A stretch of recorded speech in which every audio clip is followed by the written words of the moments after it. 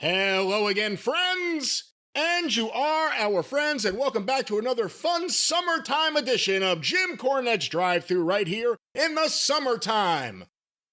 I'm your host, the great Brian Last. Let's get right to the fun wrestling action with this man, the leader of the cult of Cornette, the star of this show, Mr. Jim Cornette.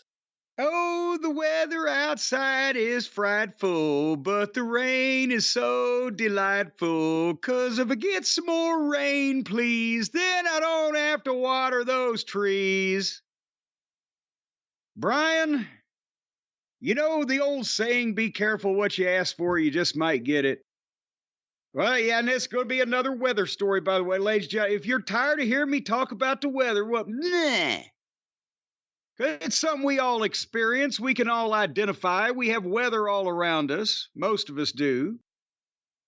And I've mentioned in recent weeks that I planted a shitload of trees in my front yard on June the 3rd, and it didn't rain for over 3 weeks. Not a goddamn drop. And I was out there like a moron, sweating my balls off. Is Mando a sponsor today? I thankfully they kept me from smelling swamp-like.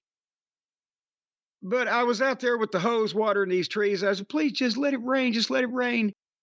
And then last week, suddenly buckets, torrential downpours, severe weather warnings, sheets of rain, general chaos ensued and we got like 2 or 3 inches of rain in a 24-hour period. And then it doesn't rain here again for another fucking week. Now, bear in mind, it did rain in the area. I just saw in the news a couple of days ago, southern Indiana, Seymour, Indiana, got a flash flood warning. There's cars submerged in Seymour. I look outside. In my yard, it's, as Adrian Street used to say, drier than a nun's. Can't do his accent, though. And so then finally yesterday, we get some rain. And again, there's warnings out to the west. There's warnings to the northeast of me. I'm looking at, they're breaking in. They got a tornado warning out that way. And they're looking at a rotation here in the other, over in southern Indiana. And so I'm keeping an eye. And then here comes the wind. We get wind somewhat, and we get torrential sideways sheets of rain, and et cetera, and it blows through.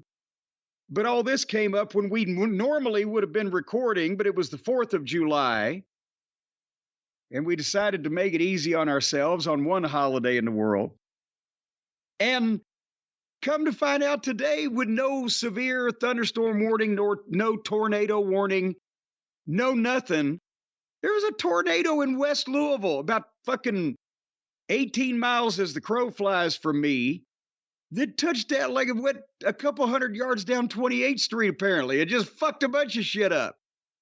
And the only way they knew about it was afterwards when the neighbors, they showed it on the news. The neighbor's Ring doorbell camera or whatever was shooting off to the side down the sidewalk. The neighbor comes running in and up the stairs going, "It's a tornado!" She had a very high voice. And that's how the neighborhood knew there was a tornado. Uprooted trees and knocked people's roof off, and then a couple of yards, and then it went back upstairs, up in the atmosphere. So that's kind of weather we had yesterday. So I don't know whether I want this weather or whether I'd be out there with the hose. It's hot and sticky up here. As we talked about before the show, it's hot and sticky. This is a hot and sticky episode. It's overcast, so it's not sunny, but it's still 88 degrees. And did I mention sticky? Just disgusting. Yeah, well, I heard that's what I've heard about it. Sunny, hot and sticky. That's what you heard about sunny? Sunny, hot and sticky. I heard about your weather. What do you think? You got a dirty mind? That's what you just said. You said that's what I heard about sunny, hot and sticky. Sunny, I heard about sunny, hot and sticky. Your weather up there. What'd you hear about Missy? Her twisting my words. Wait a minute, Missy. What? Missy doesn't have anything to do with the weather. Oh, of course not. She would have been a good weather girl, though. Missy Hyatt, doing the Tallahassee weather, she could have become the next fucking Diane Sawyer if her life path had taken her in a different way. What did you think of TBS making Missy Hyatt or trying to get her to lose her Southern accent. Do you think that was an important thing for a national wrestling company, or was it a waste of everyone's time and an insult to her? Okay, the thing is, Ted Turner had a Southern accent. The whole idea of the broadcasters she wasn't going to be the next fucking Barbara Walters, okay? She wasn't going to be hosting ABC World News Tonight. She was a personality on a wrestling program, playing, in effect, herself. I mean, like everybody, turned up, or sometimes turned out. Nevertheless, so to make her change any part of herself for that reason, because that way she'd sound more like a national broadcast. No, she's supposed to sound like a gimmick. She was originally kind of a cornet, a Southern. They alluded to Hyatt that she was a rich heiress. They couldn't come out and say it; they'd get sued.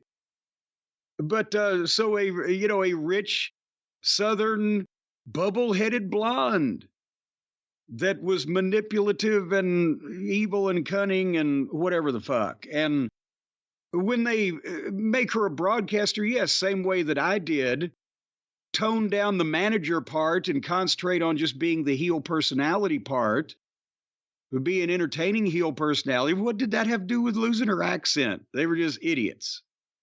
Well, let me take a step back and ask you another thing. She was a really good valet. You know, if you look at the period from 85 to 87, world class with her and John Tatum, and then Hot Stuff and Hyatt International, she had heat. She was good working ringside. She had the Gucci purse. And it was an interesting role because she was the hot girl with heat. You wanted to see her get her ass kicked by Dark Journey or whoever. After the Crockett purchase, once Missy and Eddie, and then Missy on her own, I think, for a little bit, and then they both come back at the end of 88, they never use her. The brief period of time where Crockett still had the company and then Turner, they never once used her as a heel, except like at the very end with the Nasty Boys, and that doesn't count. But they never capitalized on the character she had created that worked so well. I never understood that. They brought her in. Her and Eddie were like baby faces. Remember her walking the Steiner brothers to the ring? She would walk the dog. They would come to the ring. She would hold the dog. I mean, they had nothing for her to do. Well, I mean, gosh, that may be an essay question, and I'd have to go back and look at notes of her. At various points, they either didn't understand her or Eddie was doing something. If Eddie had heat, she might have heat because, well, if he goes, they may say she go, whatever. But then also, there was an element, I'll answer the last of that first, when she was walking the Steiners, the dog to the ring and etc. and blah, blah, blah. It was an early example of what would happen later on to Sunny, in that they're cheering her because she's gorgeous, and we're not really doing anything with her to put any heat on her anyway. So they didn't know how to get heat on pretty girls that people were cheering. There was so few of them. That's why they started making them broadcasters or semi-announcers or whatever the case.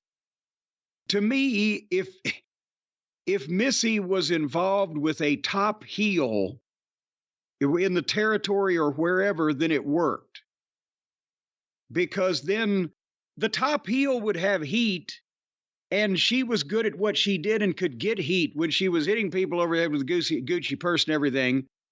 But if Eddie was never the top guy in the WCW structure and had heat at a couple of points in time, he was on the booking committee, but then he was sideways with Flair, blah, blah, blah. If you have Sunny or Missy or anybody like that with a middle card heel, then everybody's looking at her, right? And just cheering her because why the fuck not? It's more exciting than what we got here, the Body Donnas, right? So a lot of people didn't know how to use her. At one point, she was doing different shit with Eddie. And then they want to make her a broadcaster and so we can't go point by point chronologically. I don't have the notes with me, but you are correct. The same thing with Tammy. If you used her with the top heels in Smoky Mountain with focal point being on her and allow her to be herself, she'll get heat with people. But if it's just she's there interviewing people or in the corner of somebody that's not that interesting or not featured or whatever, then oh yeah, she's fucking gorgeous. Imagine if instead of replacing JJ with Hiro Matsuda for that brief period of time, it had been Missy Hyatt. Woo! Missy and Ric Flair versus Ricky and Bonnie Steamboat. Ooh, no. No. Let's cut the second half of that one off at the knees. Well, Flair turns babyface, May, Wrestle War.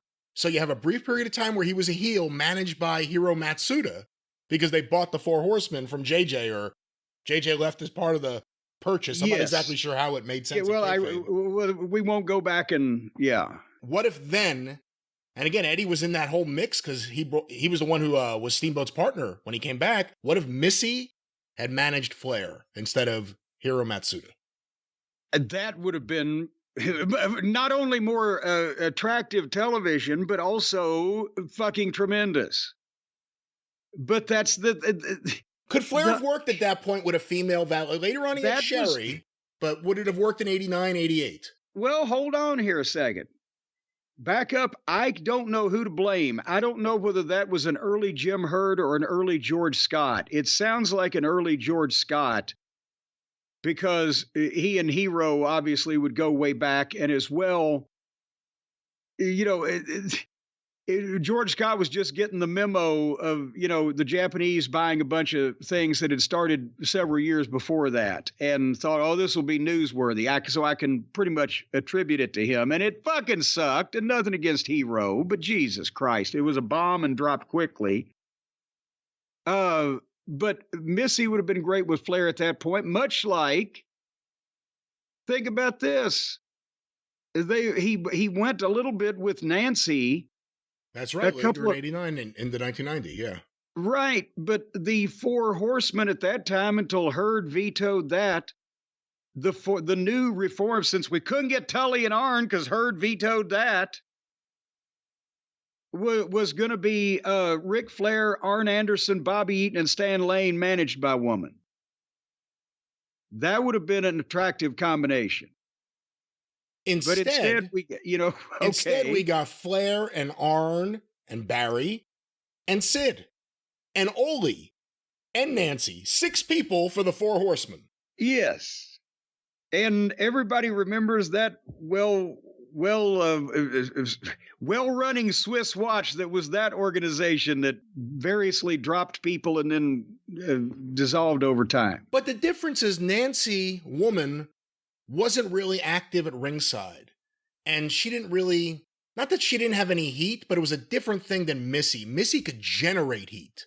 Yeah. And if her and Flair were both there together, both with the long blonde hair, it was almost the same hairdo. I don't know. And if she was still the 1987 Missy Hyatt, you know who wouldn't have liked that package? Beth Flair? Cleopatra. Beth Flair. Yeah, that's what Flair used to call her, was Cleo. Why did he call her that? Cleopatra. She was the queen of the fucking Nile there on the hill in Charlotte, boy. And she wouldn't have liked that pairing at all, I have a feeling. And she had long blonde hair also. It was about the same height as Missy. That could have been a goddamn, boy, talk about the valets in world class. Well, he had a type, because remember, he married Beth in 83. Those photos were in all the wrestling magazines with Rick Steamboat, Roddy Piper, and Jim Crockett as his best men. And then Beth makes that famous appearance at the end of the Starrcade 83, hugging a bloody and crying Ric Flair, a very emotional and wonderful moment for those fans at Greensboro.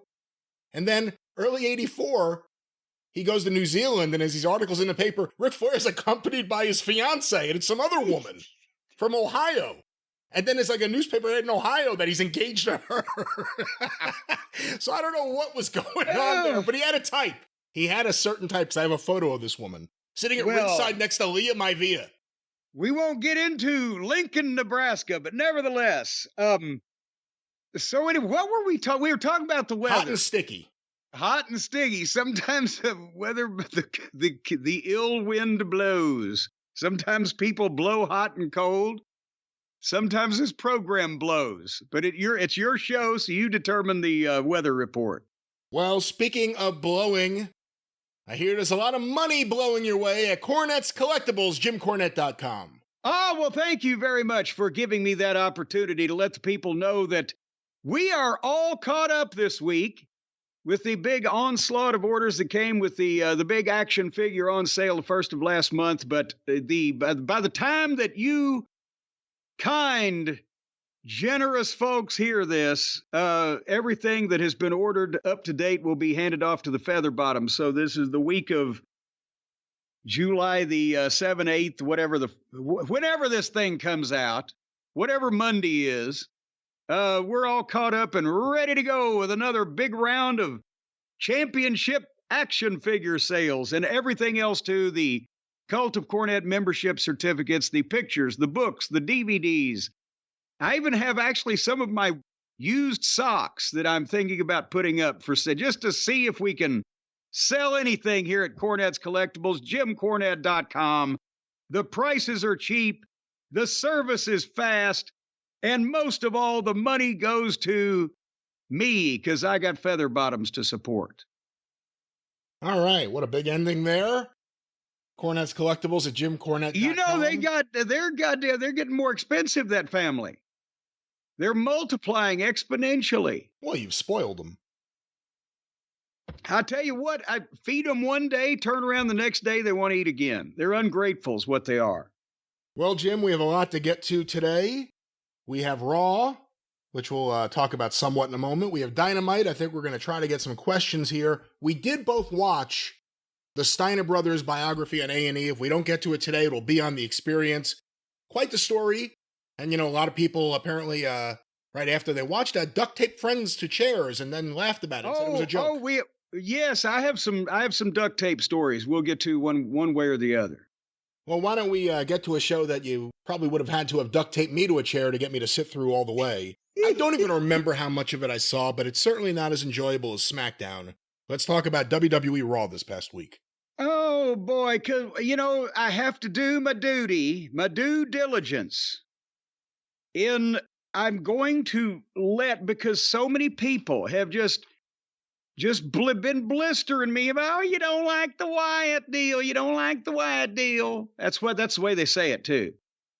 That I'm gonna watch this thing and try to figure out what's going on and some reason to like it on a program that is nominally supposed to be professional wrestling oriented. I know most of the good parts of the wrestling program are the promos, but nevertheless, the world of wrestling. If we're not watching the cars race, we're having race car drivers talking about racing cars. That type of flavor of thing. Is that clear, Brian? To the people, you think? I think so, Jim. Well, I'm not yelling at you. Don't get hot at me. I'm just yelling in general. I didn't say I was yelling at you. Well, I'm screaming and I don't know why. It's hot and sticky. The people, this thing is fucking hot and stinky. But anyway, we got to get there. Raw on July the 1st, they had a red herring here in that they start out the program, again, with two of the regular human performers on the telecast, and then they segue into Svengoolie. So they're in Boston, Massachusetts, Beantown, and they open up with Jey Uso, who is the man of the people, entering from the breezeway into the arena where they got the lights on the phones and the waving arms. I'm thinking they're missing a merchandise opportunity, Brian. A Jey Uso wacky waving arm inflatable tube man. I think they could sell. The question is what the price point would be, and also I guess that would have to be an online thing. You can't exactly sell them at the building. And no, that's the thing. They don't have to be inflated at the building. You can take the air out of them. You can deflate them and put them in a package and sell them at the building. They take them home, put them out in the driveway. It blows up 8 feet in there, and you can see the commercial. The Jey Uso wavy wacky, yeah. I'll try it again. I could see that commercial. You can see it.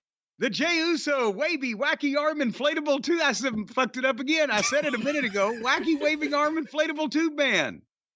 Wacky waving arm inflatable tube man. See? But you could have one of them. They're 10 feet tall. They're in everybody's driveway all over the neighborhood, scaring the shit out of everybody, causing accidents, all the people running stop signs. It's Jey Uso, and he's 8 feet tall, and he's waving his arms at me. I got to hit my brakes and swerve. It could be fucking fun. All right. Well, hopefully you don't swerve to the right. But back to anyway. All right. Jey So Uso's I'm swerving back to this. At least it's a lot more excitement than the plumber going through the crowd. If they replaced Wild Thing with some fucking random generic elevator music, they'd just be staring at that bald-headed goof, right? So and I don't know with Jey Uso's work why he is getting this response, and he'd better take care of it. As we'll talk about in a second. But he feeds off that energy, and then they feed off him. It kind of works amazingly. Yeah, right, but if they're feeding off of him, the food at some point needs to be good. I mean, there have been some bad workers that get over big time with the fans. I know, but God damn it, it's self-inflicted wounds. He can do better. He's hot dogging so much with the fake. I'll get there in a minute. We're not having a fight yet. Because first he does the yeet, and they do the yeet, and they kept it short, and he's got it working. Instead of whatting him, they're yeeting him whenever he wants them to, and he's building his promo around it. And if you notice, because he's not good at long-winded soliloquies, so this works to his strengths also. When he just has to say 3 or 4 words of yeet, and 3 or 4 words of yeet, he gets the point across. Boom. But then here comes Gable. And he's like, yeet isn't even a word. And he's going to get the money in the bank. And he's telling Jey that he's not scared of the monsters. They should be after you, the man you left your family. And I'm thinking now, oh my God, now these two are going to be involved in this hoo-ha. And that's what happened. As soon as they get in a little scuffle, Gable and Uso, and that's where Uso came back with the 4 fakest looking punches I've ever. It's not even slapping, obviously when you hit the guy, it's not even slapping, obviously, when you hit the guy with an open hand. He's not even bothering to hit the fucking guy. He's just waving his hand in front of his fucking face. And I would fine a guy for doing something like that on television. And then the lights went out, and here came the spooky piano music. And Brian Otto, did you pay? Is this a part of the program you paid any attention to, or did you just leave this misery to me? I saw the Jey Uso entrance. I saw Gable come out, and then once the spooky shit started, I was out. So I checked back in from time to time, but I don't have any time or patience for this nonsense. So for anyone saying, oh, but you didn't say anything about The Undertaker all those years. Hey, Undertaker had some good matches, and in the early days of the gimmick, I really dug it. It went too far, and I thought it was silly. And the only thing sillier than all the lightning and everything was the American Badass. Yes, and I've said that before, that I didn't endorse the lightning or, being ascending to heaven or on the big screen or... You didn't say anything when Kane was shooting lightning. Yeah, I didn't have a podcast. If I had a podcast, I would have said, I don't like it. It sucks. It's not what I like on my wrestling. And I feel the same thing about Uncle Howdy, and I don't like it. I just had to deliver it privately to the motherfucker that was writing it down.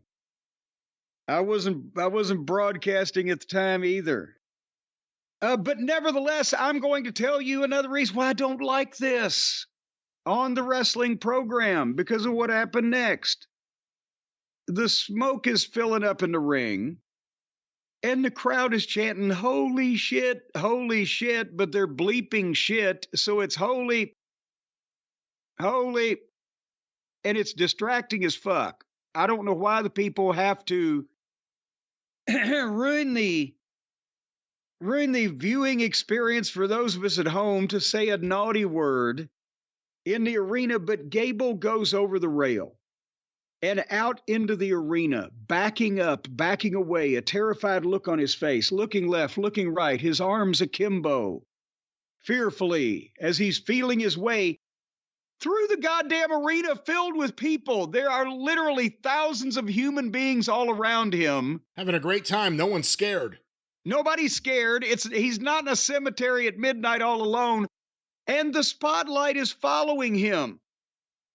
There's a spotlight following him the whole way while the spooky piano. Do you have a piano that can go ding, ding, ding, ding? Yeah, I gotta get one tuned on. Hold on.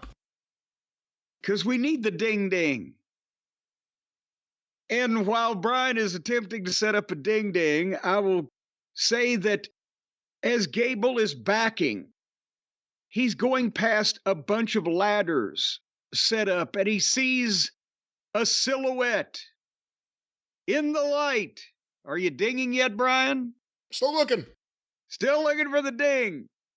And he sees a silhouette in a light, and then he just keeps backing slowly, cautiously through the hallways of the arena that is obviously an arena filled with smoke from a smoke machine, with a spotlight on him and ominous music playing while thousands of people are sitting there doing goddamn nothing. Brian, do we have a ding yet? I'm still looking. That's not really what it's ding, ding, ding, ding. Nah.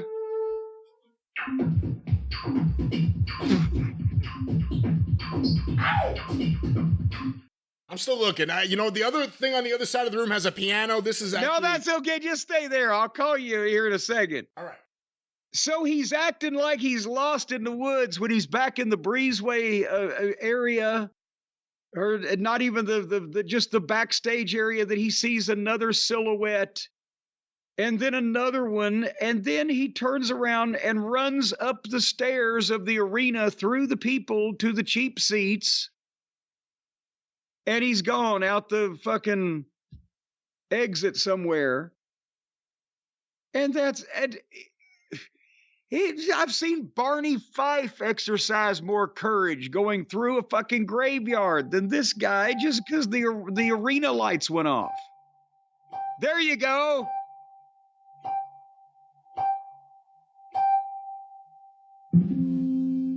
No, just the tone. That's all it is. Oh, come on. No, I'm telling the people factually on this program, that's all it is. Dun, dun.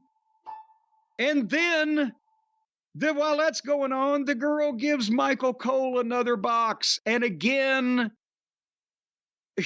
there's Michael Cole and what's his broadcast partner's name? Corey Graves. Corey Graves.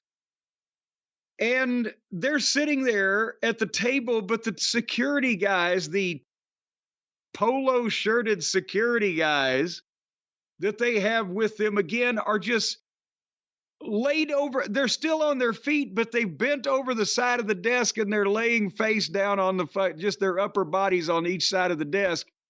And we've never heard any kind of a scuffle or any kind of, goddamn, how do they just fall over? How do they do that in front of all the fans? People are sitting there, and all of a sudden these guys just face plant like two drunks at goddamn 2:00 in the morning on each end of the bar. How the fuck does that work in front of people? See, the smart thing is you've trained people now to turn their phones around and put on the flashlight so they're not actually using the phone to take a picture of the nonsense happening with the lights out.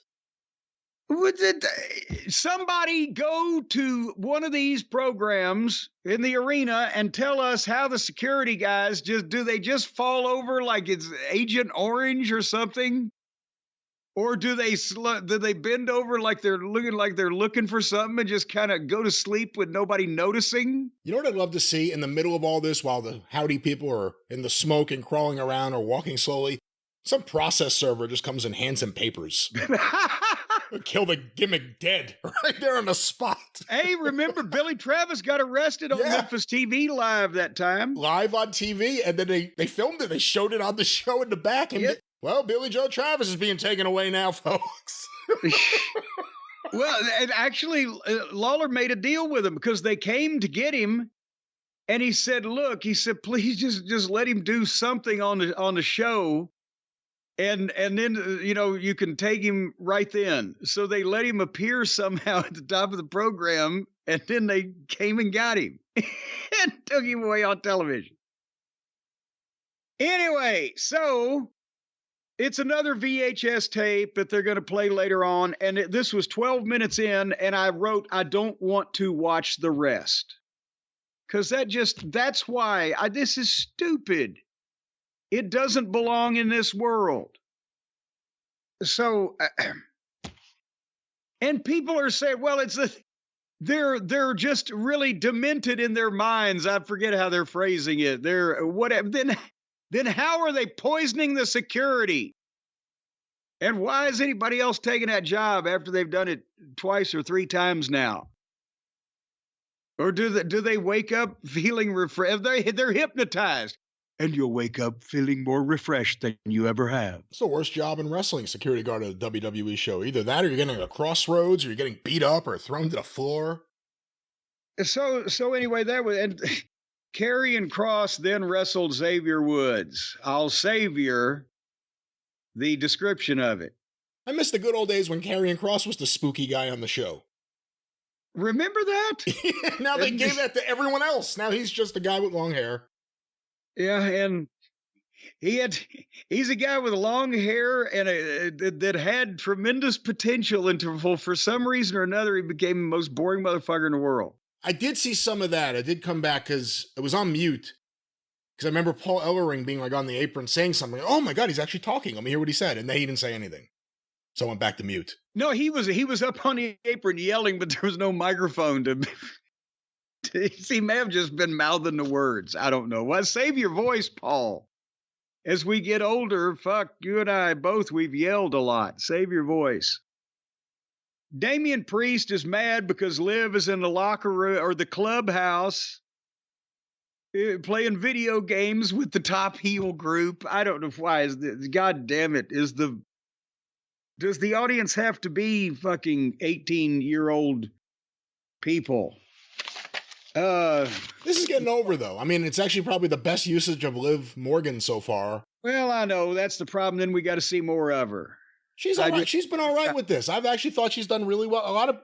We've seen plenty of women that you think, oh, anyone could do good in these roles, and they put them into something like this, and they bomb. She's done well with this. I hope she graduates to Hollywood quickly. I can say that about a lot of people on this show. And then she wrestled Zelina, speaking of Liv. And then they had a sit-down kind of package thing with Drew McIntyre. And I was thinking, well, and then I realized it was a big Modelo commercial. Did you see that? I did not, no. Yeah, because if you're zipping through the commercials, you would have kind of goddamn zipped through this, except it's a little longer than normal. But this Modelo thing was sponsored by Modelo, was at the top, and the Modelo logo bug was on the screen. But he's talking about tonight with the three-way with Sheamus and Ilya, and again, he's such a good heel promo now that he made a glorified beer commercial sound interesting. And then we got to watch this. How long is this WrestleMania documentary? Is this some kind of goddamn mini series that we're going to have to sit through, or is it just it's out there and it's of reasonable length? It's out there. I don't think it's hold on, I'll tell you right now, because a ton of people have been sending it to me because they want us to review it. Well, I had it here. It's a holiday weekend, folks. We're making these plans on the air. I'm making a note now. Watch. It's an hour? It's an hour, and it only took them 4 months to put it together. God damn it. And from what I'm hearing, it's just The Rock being full of shit in a way that only The Rock can be full of shit. And he's the one who obviously made sure all of his stuff was in this documentary to make sure his bullshit narrative got out there. So I'm really looking forward to seeing this. Well, I can tell you're on the fence about it. Because we know what happened. We know it's just going to be him and his piss boy Gewurz trying to spin reality so that they look like they were ahead of the curve, that they were aware of what was going to happen, that they're with it for the fans because they really believe in the fans. All that shit. He's the fucking male J-Lo. That's what The Rock is. Completely full of shit to the core, and I can't wait to see how full of shit he is in this documentary. Well, we know what happened. I can't wait to see how full of shit he is in this documentary. So you're going in with an open mind is what you're saying. That's what I'm saying. And, well, good, because we are journalists, and we're going to, and it's an hour documentary, and it's been, let's see, April, May, June, here we are. So that's 3 months. So one would think that most major Hollywood motion pictures might have made it through the editing process in that period of time, unless they had to potentially rewrite some of the history is all otherwise I'm going in with an open mind. Unless you had to figure out a way to spin the narrative so that it actually could somehow make sense. As opposed to The Rock was going to completely fuck over all the booking that had been happening for the last year and a half with Cody Rhodes to be in the main event of Mania because he thought he should be. And the fans completely rejected that. And now he wants to try to make sure you see him as the good guy in this whole thing. It's everything with Dwayne Johnson. Well, now, but everyone's catching up. I say it, and if people complain, but every time I say it, more people see the light. I am the guiding light when it comes to Dwayne Johnson. So what are you saying that we should potentially be watching out for any footage that might have been shot after the fact and manipulated or anything like that? Or are you just saying that it took them a while to think of the right way to put it together? Let's put it this way. Are you going to see any footage of anyone going, where is this fucking guy? He's hours late. Where the fuck is he? I'm so sick of Dwayne, his stooges, and his shit. Are you going to see any of that in the documentary? I don't think so. Well, now, in all fairness to all parties, maybe they didn't shoot anything like that. That's true. Maybe they turned the camera off when things like that were going on. I want to see they should show everything. I want to see exactly what kind of shit he's on. I think he owes it to the American people like Billy Gunn to say, look, I'm an older man. What did Billy do here? What, are you on a rampage? No, seriously, he's like in his mid-60s and he looks ridiculous, and I will never be on Rampage. Don't ever make that confusion. I will never be on Rampage, ever. Not just generic Rampage, a specific Rampage. But The Rock is twice the size that he was at his athletic peak. And 3 times the size as he was when he first tried to make it in Hollywood. And he's in his 50s. And seemingly he doesn't have a care in the world in terms of his long-term health. He may be onto something. I want to know what he's on so I can do it. I want to get big and pumped up like that. I have the right. As they get older, a lot of people gain weight. Remember Blackjack Mulligan, got quite big there. That famous shredded period of Blackjack Mulligan in the WWF. That never happened. Well, he gained weight. He just gained it, and he had muscles in different places. The Rock's ex-wife, you see what she looks like now? Have you seen what she looks like now? It's not my week to watch her either. What is the matter with her appearance? She's on the same shit he's on. That's what's the matter with it. It looks completely freaky. Now. That's what's the matter with it. You can't just come out here. I'm telling you what now. You can't just come out here and make these accusations. I didn't make any accusation. I said she looks like she's on whatever he's on. Well, you're casting aspersions. And he looks like he's on everything. What, if you look at it, she could be just, she could be doing a lot of push-ups. Oh, yeah. And chin-ups and throw-ups and things of that nature. Well, I look forward to watching. It'll be a fun review. No, she actually, it looks like you wouldn't need an X-ray to see the blood coursing through her veins. That's always disturbing to me on human beings when they're just... There will be a book one day about $7 about this whole organization, about the movies, about the people, and I can't wait. That's all I'll say for now. But there'll be more in the future. Sponsored by Modelo. Well, no, Jim, but on that topic of Modelo, they're not involved in this in any way.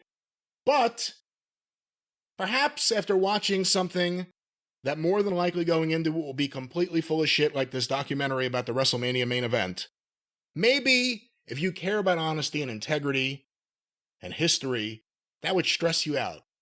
Maybe you need some help to deal with stress, daily stress, sleep, a good night's sleep, and we know exactly the place we could send everyone. Well, that's exactly right. Our friends at CBD Distillery, because I'll tell you, it doesn't have to be a good night's sleep. Now, see, that's where we discriminate against some people. Some people, they're working the night shift, right? They need a good day's sleep. It doesn't matter.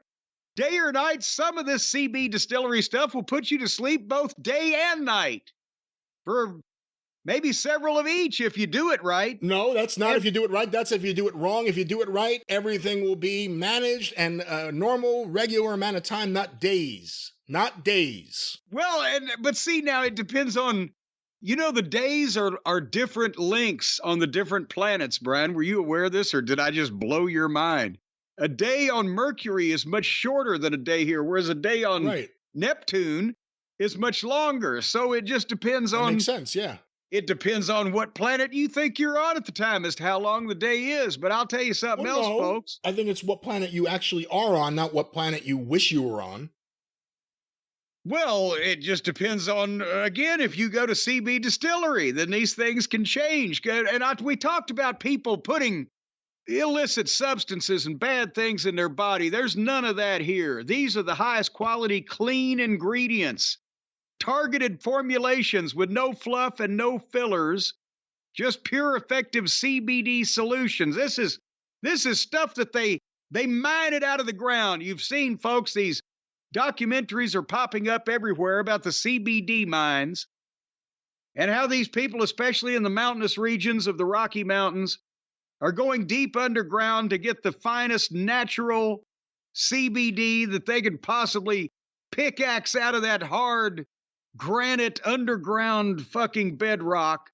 And then they put it through the exclusive process they've got out there in the Invader's old lair. That's who they sold it to, where they process this high quality compacted CBD, which comes, as we all know, from dinosaur excrement. And then they compound it into a formulation that comes straight out of the earth, right to you. Brian, are you still alive? I wanted to see just how far you're going to go with this. Okay, well, folks, if you struggle with a health concern and you haven't found relief, or if you just want to piss people off, make the change like we all have to CB Distillery, 2 million customers, a solid 100% money-back guarantee. They're the source to trust. They've had 2 non-clinical surveys. Brian, I'll have you know, so right there, that proves my point. So right now, if you want to save 20% to get you started on your way to blissful slumber and less stress and less pain, less agony, less blues, less mud in the blood and the beer, all those old tropes that Bill Watts used to throw out in his promos, just go to cbdistillery.com and use the promo code JCE for 20% off. cbdistillery.com, promo code JCE for 20% off anything that you want to get from the aforementioned website, which again is cbdistillery.com. That's right, cbdistillery.com, promo code JCE. Check that out today. Are we finished with Raw? Can we talk about something else? No, we haven't even got halfway through this fucking thing, but we're gonna move quickly from here. Yogi's gang is on MeTV Tunes right now. We can talk about that. Oh, well, don't make me jealous. Seth Franklin Rollins and Finn Balor were doing a promo about their various issue, and here came Damian Priest. And Damian is upset at Finn for getting in his business. But he tells Seth that he doesn't run Raw anymore. And Seth said, well, we can do it right now. And which, of course, we never hear. And then Finn jumps Seth from behind, but Damian isn't happy, so he pulls Finn off of Seth, and then Seth super kicks one of them, smack dab into the other one. And then he gives the curb stomp to Finn, but then Priest choke slams Seth and then helps Finn up. And then they walked off. So we're right back where we started from. And that was followed by a girls' triple threat match. See, are you regretful? No, you didn't I'm check not. back in quicker? With SmackDown, I always feel like I better check back in because there's going to be something that happens. And there's going to be filler matches that I don't care about. And lately, it seems like every filler match is a three-way match. Women, men, tag teams, whatever. And I'm sick of them. And I think they've used the three-way match to the point now where it means nothing. A singles match would do more good. But no, SmackDown's a fun show. SmackDown's a wrestling show. Raw, it's not enjoyable. Of course, it's longer. It's 3 hours. But the Uncle Howdy stuff, you're sitting through it looking for things. I want to see Bron Breakker. If Gunther was going to wrestle, I'd want to see that. If Drew McIntyre was going to talk, I'd want to see that. If Punk was there, obviously, I'd want to see that. Punk will be back sooner or later. But there's nothing else on the... And I am not looking forward to that. I'm not looking forward to CM Punk being back on this show while they have fucking ghosts and monsters and goblins running around. Well, I was just liking Gable until he got scared of the dark. Same thing. And by the way, they were building everything up with Gable and Otis. And I guess technically they still are. But boy, what a missed opportunity. Instead of doing all this shit with Gable, if you had just done an Otis turn, you could have had something. He shoved him down. And then Gable's been trying to go, the monsters are after me. You want to come back? Oh, no, we're done. At that time, if Otis in front of people had splashed Gable flatter than a fucking pancake, flatter than a plate full of piss, then that would have been a roar. It was just more like a fart, a popcorn fart. And speaking of popcorn farts, let's finish off the other part of this effluvia with the VHS. Did you watch the Uncle Howdy interviewing Bo Dallas Part 2 package? No, I did not. Okay. Well, I did. And I can't tell you what the fuck it was about or describe it really in any coherent way. There are the video effects and the glitches, the self-made glitches and the blurriness and the repeat phrases and the cool artistic things they're doing to it. And it's Uncle Howdy interviewing Bo Dallas, and Bo Dallas is a very good performer at being is he confused, or he's sad, or he's mad, or he's morose, or he's being psychoanalyzed here by a guy in a fucking Uncle Howdy mask. And I wrote, I don't know what the fuck this is. Question mark. I don't know where this is going to go. Or are they explaining anything and I don't understand it because I don't play a popular video game? Is it one of those things? Or is it just that this is cool and it doesn't go anywhere? And it's ridiculous on the face of it that these people are just able to stop and take over an entire arena where an event is going on, and nobody knows how or why or when it's going to happen. Help me make sense of this, Brian, even though you can't because you don't want to watch it because it's fucking stupid. No, but I can make sense of it in a way that a lot of the defenders of it can't. It goes nowhere. And it's the same as when Bray Wyatt returned last time. And he came out to the middle of the ring and he did a long, dramatic promo. And it was intense and it was great and the fans were into it and they had the lights going, and I have no idea what he said. I have no idea what was going on, and it went nowhere from there. And now his brother's doing it. You know, again, if this leads to Bo Dallas being a top talent in the company or something, I mean, time will tell if that's going to work. But it just feels like it's going nowhere. And it's even worse than that, actually. It's infiltrating the other segments of the show. And I can understand why people there are into it. It's like, it's a live action play at that point. It goes from being a sports, it goes from being A simulated A sport, simulated a sports-oriented thing. It goes from that to being medieval times. You're sitting there while all this stuff is happening right in front of you. But it's terrible. It goes nowhere. None of the people involved in this, I don't think the fans really want to see them go over all the top talent or anything. So where is this going to go? And it better go somewhere soon, I hope. But it never did. The Bray Wyatt stuff never went anywhere, and it was endless. And well, when Bray came back and did that intense promo that you just referred to, we reviewed that. Is that clip on the YouTube channel? Of course. Official Jim Cornette. I think it was on SmackDown. Yeah. It was me on Bray Wyatt's return or whatever. I don't remember exactly what I said because this came up just now, but I remember my feeling was at the time, this guy can talk. He's amazing. He has personality. He draws you in. He had the inflection. You want to hear more. You want to listen to this guy. It's amazing. He has a grasp on the audience. And then, like you said, he never explained anything or developed anything or nothing. What you didn't, if he had been of a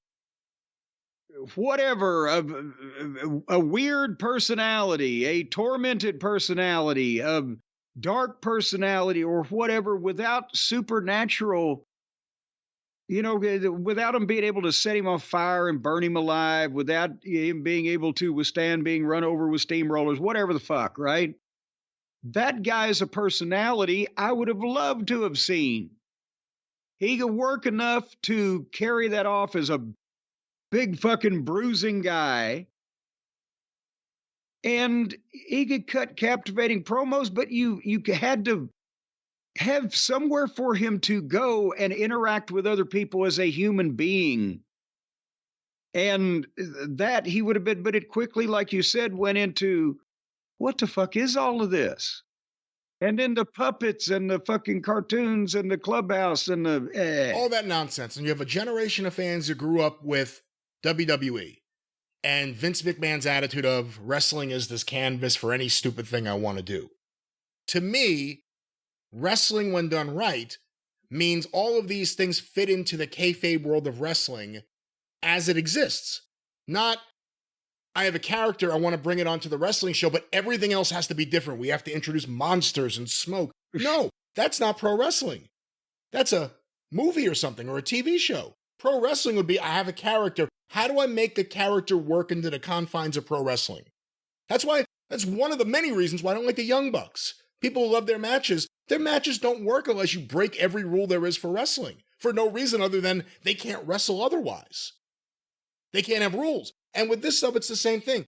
If Bo Dallas or Bray Wyatt had characters that were interesting, that could mix in with everyone else without this supernatural nonsense. And again, last time, it beat down the baby faces every single time, with the exception of LA Knight.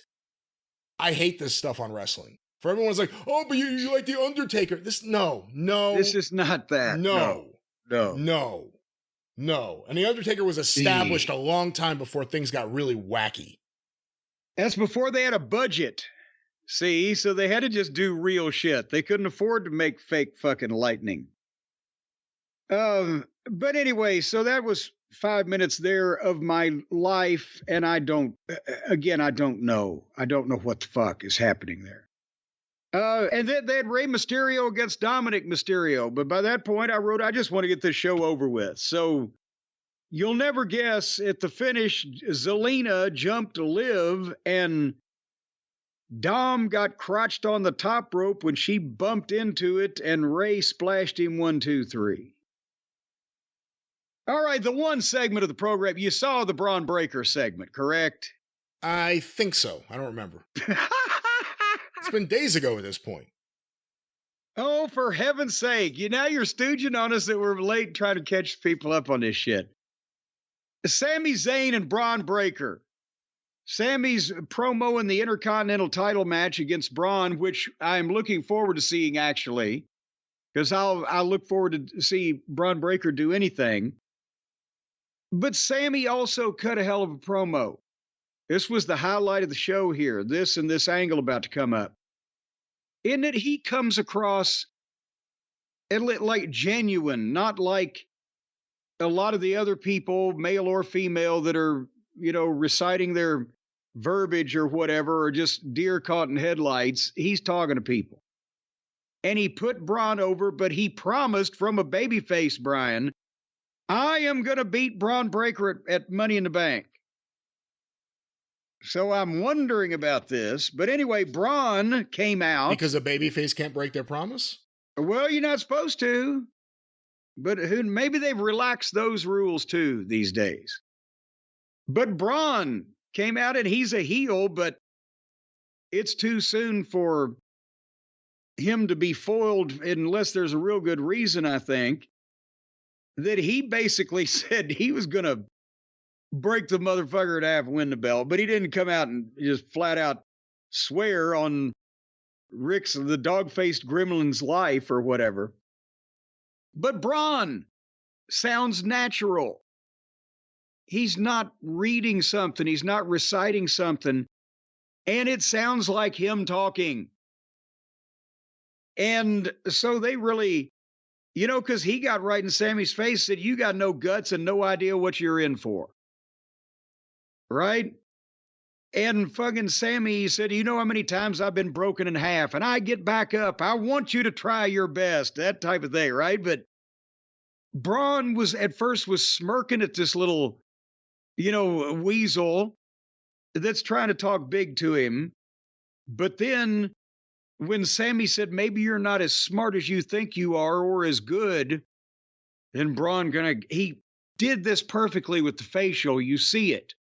It goes from, smirking to, I want to kill you. And he goes to leave and then spun and speared him at 100 miles an hour. And got a big pop. Because it looked great, because he's explosive, right? Just, what was it Gordon Soley used to say? He's not just quick, he's sudden. But then, as he's about to leave again, Bron, he's walking down the aisleway, but then he turns around and he sees Sammy's rolled out on the other side. And he gets that smirk again, and he does the deal where he runs around the ring, and they shot this from the air again. It's perfect. He runs around the ring for the spear, and this time Sammy leapfrogs him, and he runs into the fucking stairs, bam, and he fucks them up. And then Sammy gets on him, and they go in the ring. Sammy gives him the suplex, goes for the fucking kick, and runs right into a spear again. So we got a little fucking false finish there on that fucking deal, but still Bron ends up leaving Sammy down, tears his shirt off, picks up the fucking Intercontinental belt. This is how you make a goddamn star. Now we're watching it on TV every week. So maybe Tony should be watching another program instead of his own so he could figure out what's going on. But when all we've talked about on this program, Brian, since we've been doing it, is how to get somebody over, get a new exciting talent over, get a guy over as a fucking star, they could just watch this every week. This is what you do. It's not that hard. Well, you got to find a fucking Bron Steiner.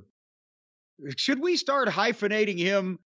Bron Breakker Steiner? Nah, if they're not going to do it, I don't want to waste my time. They should have done it, especially when you see that documentary and they say Bronson Steiner.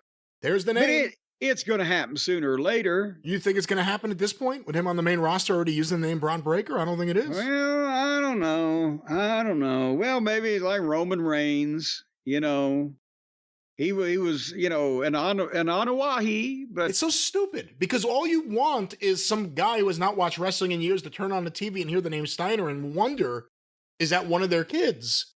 And get interested. Instead, they gave him a brand new name, so if you were a Steiner Brothers fan who doesn't watch wrestling anymore and you bumped into him, you'd have no idea. Well, but if you're a fan of people named Breaker, I don't know then if you I've would ever met instantly anyone. be intrigued. I don't think I've ever met anyone with the last name Breaker. Well, you ought to meet more people. Have you met anyone named Breaker? I don't want to meet people. Breaker See, 19? you proved my point. But anyway, I just wish he was on SmackDown. I SmackDown. just wish he was on SmackDown. See, that's the problem now. The Uncle Howdy stuff taints this show.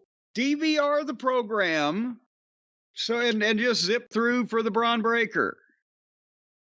So this is when I miss like the old days of tape trading. I would just order a custom tape from someone. Just, can you record Yes. the best stuff and send it to me? Hey, I would get the best of AWA TVs from Norman Dooley, and it would literally be 3 matches for like a 5-month period, 3 matches, and all the rest was the interviews. But anyway, sounds about right. It sounds about right. Otherwise, the Money in the Bank qualifier was Drew and Ilya and Sheamus, and Drew won. And there was 2 commercial breaks in this, and it didn't take up 15 minutes of airtime in total, so there wasn't much of the match on the TV. That was Raw. All right. Now you know why you forgot it.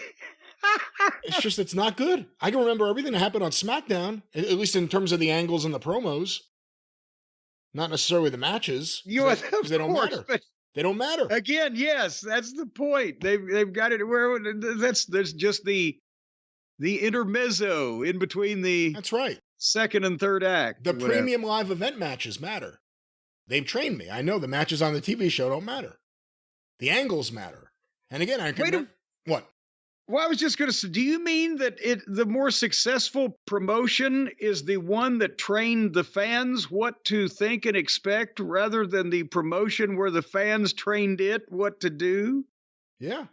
I mean, that's the history of wrestling up until now, isn't it? I mean, successful promotions, any promoter, any territory, you train the fans. They knew they had to buy a ticket to see the match. That was the training, right? Well, and there was all kinds of training. There was also training of what style got over, what the product that you presented looked like. And I'm not talking about lucha or hardcore or whatever. I'm talking about whatever vein or genre of the business that the promoter and or the booker that owned part of the office was best at is the one that would be on top in the main events, and that person would have people working that style against him and interacting with the other top guys. And then the preliminaries were what the preliminaries were. So that's why you got Eddie Graham with the technical wrestling up and down the card, and then the fucking brawlers in the main event, because it stood out and was special. And that was his thing. And you got Tennessee, you got the personal issues and the wild stuff, but more believable with the personalities involved. And in Watts, you had the football players and the tough guys with the smash mouth, blah, blah, blah. And Georgia and the mid-Atlantic territory, they were very technical in their pro wrestling style, Steamboat and Flair. And Vern was kind of shoot wrestling in part because of him, and the Crusher, the complete antithesis of that, was the most over guy. So he had heels like Stevens and Bockwinkel that could do whatever the fuck. But that's the way you trained your audience, is what the guy that owned the territory knew best, could book best, could do best, or could present best. So apparently this is what Tony presents best, is what he's doing over there at AEW. But this is what the WWE is. They're getting fucking 1.5 to 2 million people, depending on the week and the occasion, to watch Raw for 3 hours when nothing fucking happens. Well, that's the problem. I mean, WWE too, you have Triple H at the top, but beyond Triple H, you have other people with wrestling minds there. Whether they have good ideas or bad ideas, there's enough people with ideas, and then there's someone at the top to make the decision. Tony thinks he knows as much as all these other people do. Tony thinks he knows all the ideas, and he understands all the history and all the booking. And then look at that TV show and look at this TV show. Look at the results that each show gets. And Tony has trained his fans that you know that their pay-per-views, if you like those kind of matches, they're going to pay off. And they'll give you the kind of matches you want to see. And he's also trained the fans that the TV show's meaningless. And we're seeing that each and every week play out. But We move on from there. Well, let me ask you this. This may be a segue from that conversation to the one we're about to have. Is Tony, in his own way, very Russo-rific? Is there always got to be something going on all the time in these backstage confrontations on a 30-second promo, or every match ends in a beatdown, or sometimes multiple beatdowns, or people are fighting at ringside, or they did a fucking backstage, and we're going to talk about it here in a few minutes on Dynamite. In a 30-second little scuffle, they're throwing fireballs at each other. Is this worse than Russo-rific, where there's just meaningless shit going on all the fucking time? It's very reminiscent of, you hate to say it, because as soon as you make a comparison to Russo, obviously it takes on the most negative of connotations. That's the one I mean for it to take. I was trying to be extremely negative. But I'm saying, even if you don't want to go like balls to the wall Russo, just like before shit... I'd like to put Russo's balls to the wall. My point is, before shit went really bad, before like everything went bad, when it was still just getting bad, that version of WCW, that's what reminds me of AEW right now. Late period WCW. When you watch a Tony Storm promo, and then you watch just random people out in a ring doing random things, when almost none of the angles work or get a big reaction, when fans are just silent and sitting there. See, WCW didn't have that. WCW, even as they were declining, still had a hot fan base for the people that actually went. AEW, the people that are still going, sit there and watch it like they're at the zoo. Like they're at the zoo watching a fucking show. Oh, the monkeys are coming at it one. Let's go watch it. Well, they're literally getting some shit flung at them. They are. And it's two companies going in two different directions, and the problems with AEW, we've said it for a long time. There's all sorts of problems. The big one's at the top.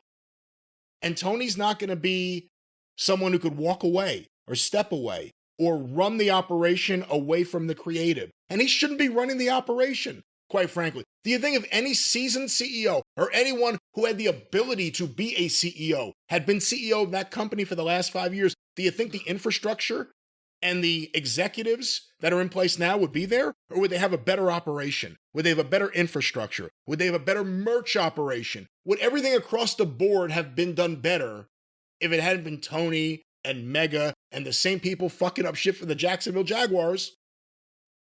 If instead Tony had said, I want to do it, I want to fund it, even if he said, I may have some ideas, but he got completely involved with it, the wrestling end's fucked up, and then the business end of AEW, there's nothing to write home about. I said it from the very beginning. It's on tape. AEW is a great chance for wrestling executive development because they're going to need to. They're going to need executives for their team. And all they do is hire people that WWE throws away. Well, and you mentioned the Jacksonville Jaguars. What about if he had said, all right, he plays around in the pro football world. Who is a former head honcho, I don't know what all the job titles are, of a pro football team that might be out there, or high-ranking executive who could, even if he doesn't know anything about wrestling, put me a company together. They've marketed the fucking Houston Oilers goddamn helmets or whatever. Put me a team together, help me with arena relations and that type of thing. Even if they weren't going to do anything about wrestling, put a team together to run an operation of this size, since money is not an object. And he didn't do that either. But Christopher Daniels is his vice president to speak now, whenever he gets a chance to speak again. He hasn't spoken since he was nominated to speak, but go ahead. If he's as effective off the air as he is on the air, that says a lot. And we didn't hear good things about him and his job of whatever, talent relations going way back. I mean, even like Jelly Nutella when he left, it was like, yeah, they never said a word, never heard from anyone. That was Christopher Daniels in charge, wasn't it? Well, but hold on now, because Chris Daniels, at least the one that I knew at one point, was a dedicated young man. However, you don't What the fuck did they just give you? Okay, you're talent relations. Well, what could I do? Well, I don't know. Nothing. So if he's not writing the show and he's not signing the checks and he's not making the deals for the contracts because Tony's got his finger in everything, and now he nominates Daniels as his spokesman on TV, and then he never speaks again. Yeah, and then it's still like Tony Schiavone saying, "Oh, Tony Khan's just saying this in my ear set." Yeah, or it's still the Bucks just doing whatever they want. The booking of the show, everything that's done on that show just makes no sense. Because Tony can't do it. And the other night, they established that Daniels was there while the Bucks were still doing whatever the fuck they wanted to do. No, it's Tony Khan can't book. Tony can't book, period. And we'll finish this talking about executives and hires. You know, the Mets used to be owned by the Wilpon family. Originally, Nelson Doubleday of Doubleday Publishing bought the Mets in 1980 from the previous owners, the Derelay sisters. And he had a minority partner, Fred Wilpon, who was a real estate guy in New York. He became the president of baseball operations. Years later, he became a 50% partner right after the 86 World Series of the Mets. Years later, he wanted to put his son in charge. Nelson Doubleday thought his son was a moron. They ended up having a big fight and a big split, and Wilpon took control of the team, bought Doubleday out for... Wait a minute, you're talking about Jerry Jarrett and Nick Goulas is what you're talking about? I'll be talking about Jerry Jarrett and Nick Goulas if Jerry had the fucking putt son at that time, not Nick. Because now Fred Wilpon put his son in charge, and he gained a reputation throughout baseball. And I got friends who work in baseball, reporters for baseball. He had a reputation. He's the owner's son who wants to medal in everything. He thinks he knows more about baseball than everyone. He knows more about how to manage the team than everyone. He knows more about how to manage the press than everyone. We had more press leaks than any other team in baseball. Despite the fact that we were the New York Mets, it was a tough sell to get serious baseball people here because of the Wilpon family and Jeff Wilpon.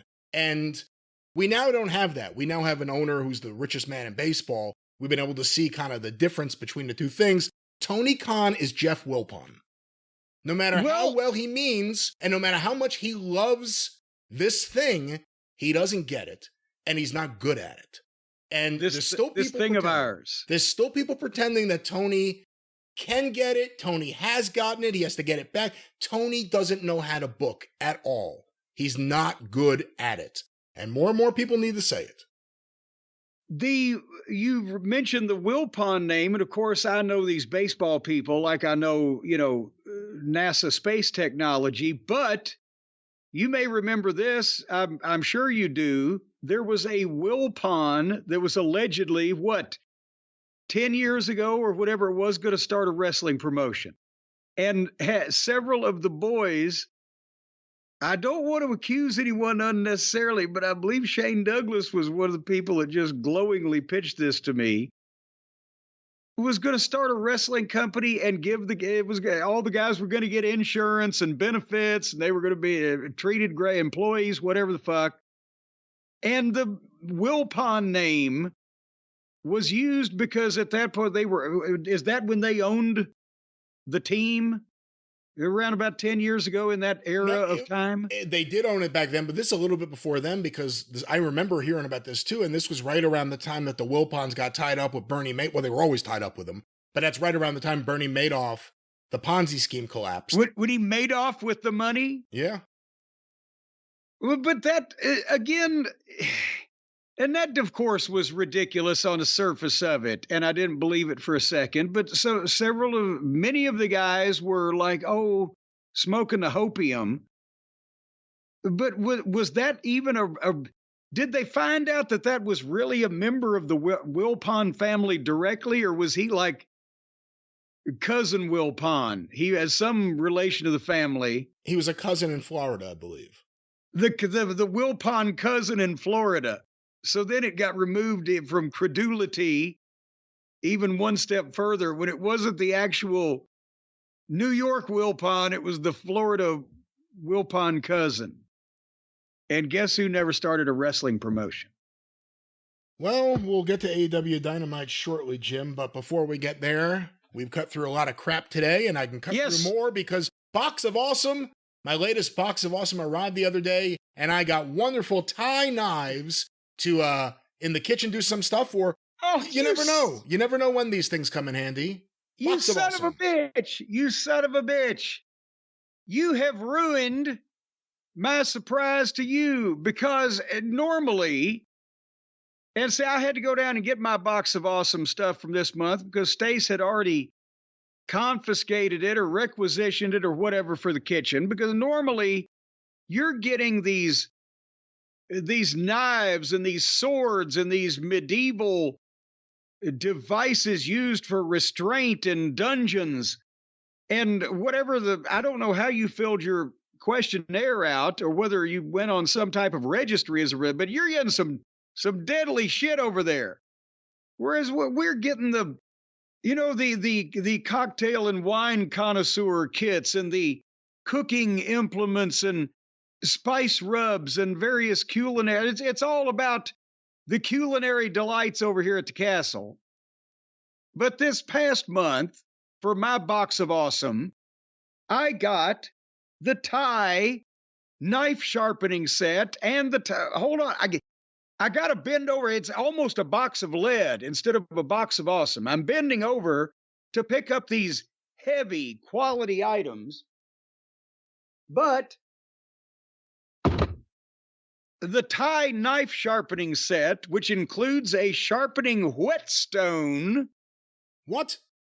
A whetstone and honing oil, which now you've heard of the term whet your appetite for something, right? That's right. Well, that's because a whetstone is what you use when you're sharpening the knives. You whet your appetite, you sharpen your appetite based on like honing oil. When you hone your skills, you're sharpening your skills. See, this not only sharpens your knives, but it helps you with your grammar. And this is even bigger. Did you get the Thai moon knife set?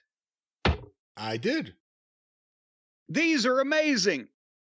For once, I got the same thing you got. Authentic carbon steel, made in Thailand, hence the name Thai. And these things are giant chopping knives. Well, one is like a cleaver, but it's got, Jesus Christ, you could cleave some shit with that. And listen to that now. When they go in the custom wooden case for these items, and this is like a chopping knife, but that's sharper than a mother-in-law's tongue, I'll tell you what. Have you hurt anyone with yours so far? No, I'm very safe and very prepared, and I'm always prepared, and I'll be safe, so you better watch out. And prepare. But I mean, just the handmade custom wood box that they come in has the care instructions and everything imprinted on the wooden box lid on top, and you just put them right back in that thing. And you hand wash and dry these to avoid rust formulation. Occasionally wipe with olive oil to preserve the finish. And you got the knife. Well, you got the knife sharpening set there with it, which this is authentic, purposeful, and artisan. Or as I called Domino's years ago when you still could just call and they just deliver it with some fucking punk college kid in a car instead of all this internet bullshit they go through now. And they had the recording on that the local Domino's in fucking Ypsilanti, Michigan or whatever had put on the recording. And the girl said, and we have the new artisan pizzas ready for you now. So this is an artisan box with artisan instructions on the whetstone and the honing oil to sharpen the blades. So you can tell you if your mother-in-law has a sharp tongue, you can fix her up real good with these various implements and then clean everything off. And after you use this honing oil, I believe it removes any DNA evidence or blood spatters of various kinds. I don't think it does, and I don't think that should be a concern or anything we even talk about. I think you can pass the CSI standards if you use both the I could, but whetstone and the honing oil. Again, there are no standards for crime scene intelligence. Yes, removing the evidence of a crime from these knives is as easy as 1, 2, 3, ladies and gentlemen. There will be no crime. Again, I don't know why we're saying this. There will be no crime unless you say cutting up some fine meat in the kitchen is a crime. You've got to be, or in the bathtub. You've got to be prepared. The bathtub, right? In case these knives are going to last forever. They're quality workmanship and materials. If a crime did occur in and around these knives, that still wouldn't be the end of the knives. You could clean them off and start fresh with new owners, and they'll still be useful and serve their purpose. So these knives will outlive you, ladies and gentlemen. And basically, that's an example of the kind of quality products that you're going to get when you sign up at boxofawesome.com. And all you got to do is fill out the little quiz and tell them what you're interested in. If you're saying something like if you've seen Pulp Fiction, you want a cleaner, I guess you could put that down. It depends on, they have a category on how you'd like to get rid of the evidence. But all the interests that you have, you can jot them down, and they will send you things related to those self-same interests every month at stellar discounts, plethora of products. You're getting 30% or more off sometimes. And it's mom and pop stores that are just out there trying to fight the man, trying to break through, climb the ladder, gain the mainstream acceptance, live a life of luxury and then debauchery ending in horrible divorce with mom getting most of the money and dad becoming an alcoholic. And Box of Awesome helps all that happen, folks, when you sign up there. And right now, you can get 15% off your first box. When back when I was a teenager, 15% off my first box would have been a big deal. It would have been when $8. Oh, for heaven's sake. Box was more expensive even when I was a teenager than that. Boxofawesome.com, you enter the code JCE at checkout, and you're going to get 15% off your first box. And that's, again, boxofawesome.com, promo code JCE at checkout. And, you're going to be able to just slice the shit out of stuff, or whatever type of meat you're wanting to cut. In the kitchen. Box of Awesome. What's that promo code one more time, Jim? Sometimes people do it out in the backyard. In the kitchen. What's that promo code? Especially around the 4th of July. They do it out in the backyard, Brian. You got the grill out there. It's handy. It's a good way to prepare your meat indoors, folks. It's always smart to do that without bugs. It takes all kinds of critters to make Farmer Vincent's fritters. Boxofawesome.com. Enter the promo code JCE.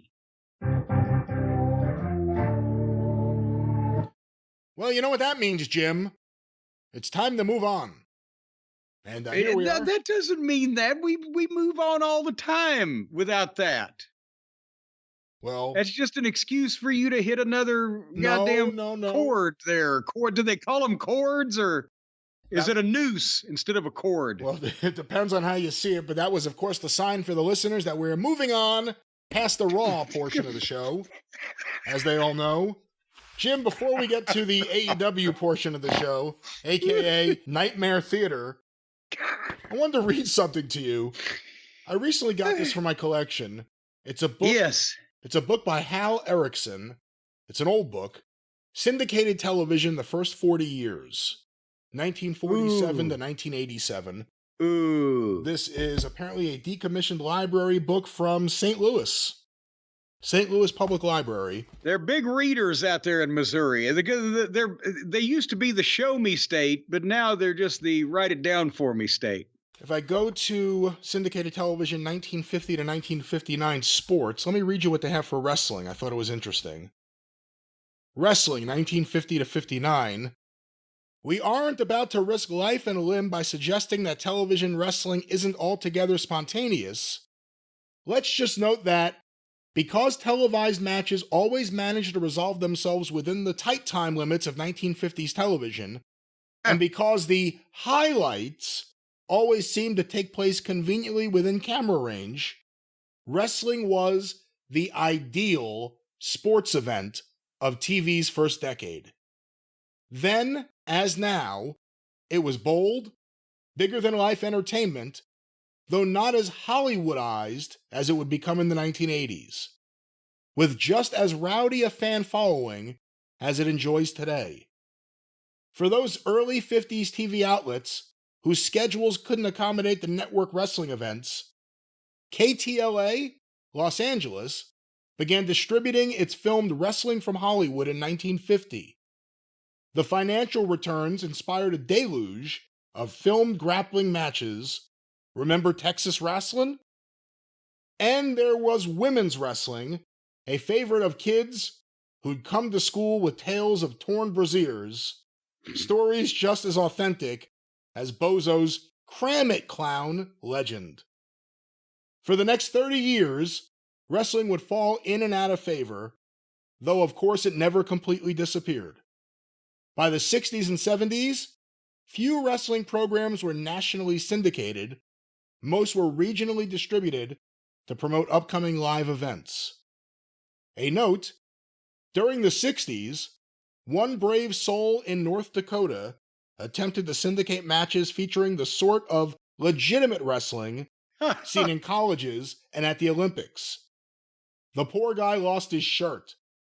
Some audiences want style without substance. So there it is from syndicated television, the first 40 years, 1947 and 1987, pro wrestling. That's fascinating. And actually, they glossed over that Vince Sr. in the early days, some of the Washington tapes were syndicated in Washington, D.C., to narrow it down even further.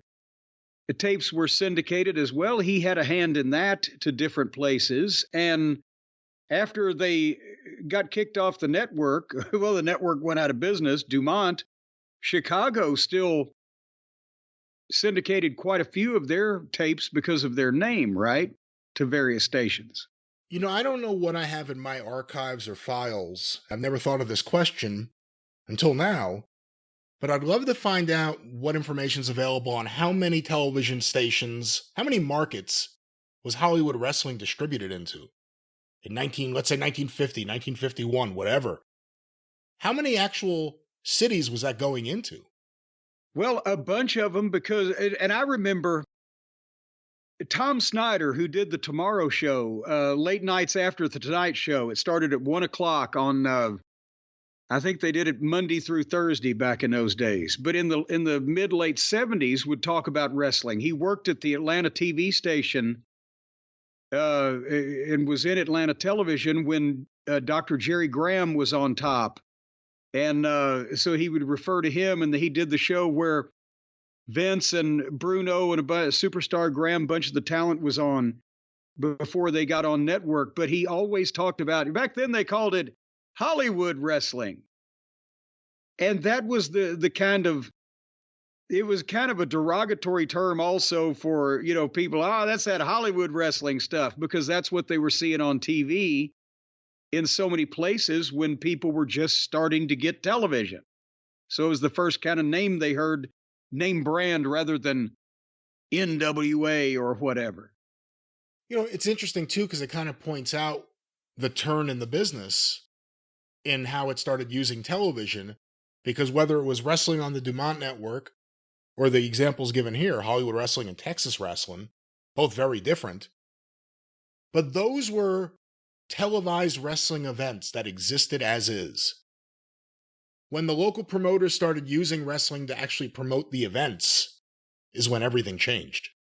Well, but now that we've found out lately with more research that's been done by a lot of the people, just in wrestling in general, and some of my research, there was a local studio show in Dayton, Ohio in like 1951 on the TV station there that was affiliated with WLW5 in Cincinnati down the road. Lance Russell did a local studio wrestling show in Jackson, Tennessee in the early 50s before he did Memphis wrestling. There was a St. Louis TV show before Wrestling at the Chase that we culled from talking about the old St. Louis programs and some of the Bill Longson record attendances, etc. They were sponsored by a beer company and were on the air in St. Louis and like 2 or 3 other markets in Southern Illinois, etc., sponsored by that beer company in like, 53, 54. So the local stations, it wasn't necessarily, the territories hadn't fully formed yet based on, if we get TV in Cincinnati, we're going to run Cincy and Dayton and, right, et cetera. But these early local stations that said, well, we've got a wrestling promoter in Memphis before they got on WHBQ 13 for the glory period in the late 50s. They would telecast on Channel 5, believe it or not. And it was so, it had 4 call letters back then. I think it was WMCT. But they would show like 30 minutes of the main event or right before the main event or whatever from the Ellis Auditorium on Monday nights. And none of that obviously exists. It was live. It probably was never taped. But the point is, the local stations were seeing the networks are getting these big ratings, and they've got, out of town wrestling shows from Chicago or Los Angeles, but we got a promoter right here. His wrestling is popular. We'll figure out some way and we'll get people to watch. And so it kind of, it changed in that at first these early TV stations were kind of excited to have wrestling, but then once that they kind of moved on with other sports and technologically, and it went off network, then the promoters had to go to the local stations to get TV to support their wrestling, which in 10 years before or less, the TV was trying to get the wrestling to support their TV. And then in terms of Vince Sr. and his show, I guess one of the first markets that would have seen it outside of the home market was when he started supplying his wrestlers and footage to Fred Kohler in Chicago. I think he may have, at least in the Northeast, they were trying to syndicate the Washington TV before that. That's why some of that footage of the Graham brothers and, the Lou and the stars of that time still exists, is because, what was it? Capital Wrestling? Yeah. With Ray Morgan. Ray Morgan, thank you. I'm older than I used to be. But I think that's why a lot of that still exists, and that was the 59 to 61 time frame. Right. Well, that was the same time as Chicago. It's right around that same time. That's kinescope footage, because I first saw it. Bob Barnett got it years ago from Bobby Davis. It was Bobby Davis's footage. That's right. Well, there's more. There's some of the wrestling's greatest heroes and things. Right. Yeah. And there's Kit Parker Films. Look him up, kids. He's a fine man. But obviously, some of that still exists because it was flown back and forth across the country, and some of it was saved. See, if you grew up in the New York area and you were like, young enough back then, or old enough, I guess you should say, to have some of the old timers, you would hear about shows and you realize they weren't syndicated. They were all local shows, like Wrestling from Bridgeport. That was just a local show. That was just one of the many local shows. And then like doing research and looking into things. And I once asked Don Leo Jonathan about it before he passed away. He was on like one of the first ever live studio shows in New York, Nick Studio. They taped it on the west side at what was later became Sony Studios. Like they just used the studio in New York. You never hear about that. You never hear anyone say, I remember studio wrestling from Manhattan. Never. But that was just one of the many options that lasted for at least a brief period of time as TV was being introduced, gaining widespread acceptance and selling, according to Milton Berle, because of him. But it was wrestling and Milton Berle. I mean, those were really the... shouldn't just say Milton Berle, because Sid Caesar may have a problem with that. But wrestling was one of the big draws. And again, the New York area, we had maybe a few more stations than most areas just because of the amount of people. And this was New York, the center. So we had From the very beginning, there was 2, 4, 5, 7, 9, 11, like 13. From the very beginning, you had all these channels. But hey, by the way, Louisville, which is the biggest city in the state of Kentucky, had 2 television stations until 1961, the year I was born. What were the stations? Channel 3 and Channel 11. And then 32 came, the ABC affiliate came. Before that, 311 and 32 were the first 3 channels? 311 and 32. There was no place for a Dumont network program or later on an early ABC network program, so the other 2 stations, who were NBC and CBS, would split them up at different, sometimes air them at a different time or sometimes drop one of theirs or whatever. It was just one of those things. But go ahead. Oh, no, that was really, that was it. I thought that was an interesting thing as I was reading it. I thought I'd read it to you. Just an outsider, didn't really seem like a wrestling fan, talking about syndication, not network TV, but actual syndicated wrestling TV. And, Vince McMahon's rise to prominence, so much of the strategy was built around local TV everywhere, syndicated TV up the gazoo, taking other people's TV and working with those networks. And, you think back to the days where some networks had syndicated shows from Hollywood or Texas or DC or Chicago, and others said we could just do something locally. Some TV stations would get a percentage of the local gate for the shows there. And that's one of the things Vince McMahon, really brought to prominence when he was trying to steal TV from Vern Gagne and different people. Well, see, that's the thing, is that we said it started out TV needed wrestling.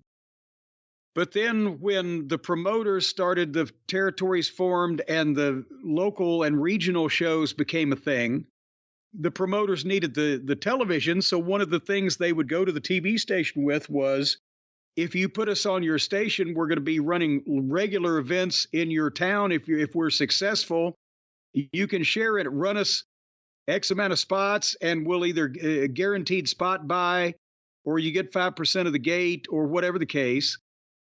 And then that existed until Vince started saying, I'll just pay you to run my show. And then another 10 or 15 years goes by, and now the TV stations start paying for the fucking wrestling again. So we've gone all the way from the TV, we want your wrestling badly, to, well, fuck you, you got to pay to put it on, to, we'll pay you. Yeah, I guess actually in a lot of ways it's more similar now to those days we just read about. Yeah. It's a national show, not really targeting any specific area, just a national show. And if you find a way, they don't even promote their local shows. If they have commercials running, they're not effective. But it was a regular thing for the WWF into the early 90s. Not just local promos, but they would have this little image of a plane flying away, and you'd hear Howard Finkel, the World Wrestling Federation coming to your hometown. And they would talk about all the places, and they would name every town. You'd get excited waiting for something near your town. They don't even do that. No, and at the TV tapings, when I started in 93, we were still doing promos. If we did, God damn it, you didn't sleep. No wonder all those guys did cocaine. 3 days of television. You'd do the Raw taping, and then the A show and syndication was Superstars, right? And then Wrestling Challenge, I believe it was. And so that was Monday, Tuesday, Wednesday. You would get there at fucking 1 in the afternoon if you were talent. Office was 11 in the morning. You wouldn't leave till midnight. Besides all the matches that the people were seeing, you were doing the local promos in the back for Cleveland, Bret Hart versus Yokozuna, go. Pittsburgh, Bret versus Yokozuna, go. Fucking Dallas, Bret versus Yokozuna, over and over. And then international markets and sponsor spots and television station IDs. Be sure to watch Superstars of Wrestling on WAVE, whatever the fuck. So that was, sometimes I was in the back doing interviews after midnight when all the matches were over with. The people had left, we're still in the back finishing the fucking interviews. So they relied on that heavily until, the cable war became a thing in the mid-late 90s. Well, I'm sure TV will be an issue again later on this year. But Jim, before we get to AEW Dynamite, now is the happy portion of the show. Hold on. We now move on to the sad portion of the show. Yeah, do a nice funeral dirge. Dun, dun, dun, dun. Well, before we get to AEW Dynamite and we'll see if the ratings are a funeral this week. They're not in just yet as we are recording due to the holiday.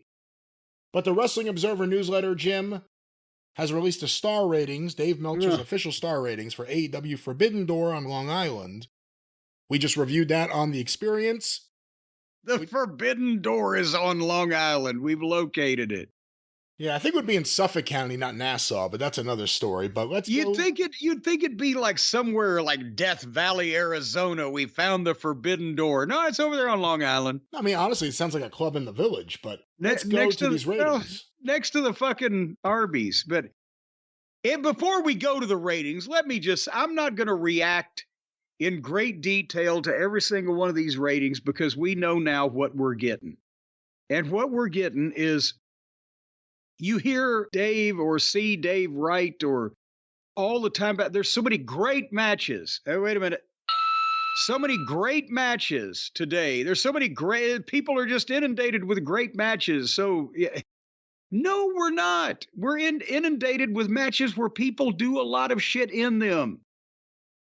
But here's an analogy, Brian. If a basketball player on a basketball team scores 20 points a game, then he's doing pretty good, right? He's doing all right, yeah. Okay, what about if he scores 20 points a game because he takes 80 shots and he only hits 10 of them? Then is he doing well? Is that a great basketball player? Perhaps not. Maybe not a great teammate either. Okay, so the point is, when there's so many matches where either shit just looks blatantly phony, or the goddamn booking doesn't make any sense, or nobody gives a shit why these guys are having this match, or nobody can tell who they're supposed to fucking root for, or they're supposed to root against, or everybody goes through it where they all look like they're the before picture in a goddamn Jack LaLanne ad for all you senior citizens out there. Google it, kids. He was a wrestler. Well, he was a pro wrestler. So see, there's even a connection. But they all survive everything from a nuclear blast to a goddamn impalement with fucking hot pokers. That doesn't make it a great match if it's unconvincing and phony and uninteresting because you don't care who wins or loses, and there's nothing on the line except more mark statistics. So these kind of matches that were on Forbidden Door are right up old Uncle Dave's great alley. As a matter of fact, maybe Tony has just got a new uncle. Uncle Ding Meltzer. All right. And Uncle Ding is going to rate highly everything that Tony does because this is the kind of matches that Uncle Ding thinks are great. So go ahead and let's hear it. Yeah, please don't start dinging with every star. That would be I won't be doing it. Jim? But wait a minute, is it a 6-star match? Wait a minute, now my tinnitus is acting up. Oh, shit. You know what that means, folks. We have to turn off Jim's mic. Oh, damn. Ladies and gentlemen, let's go to these star ratings. Just making this shit up we've never done before. You know what that means.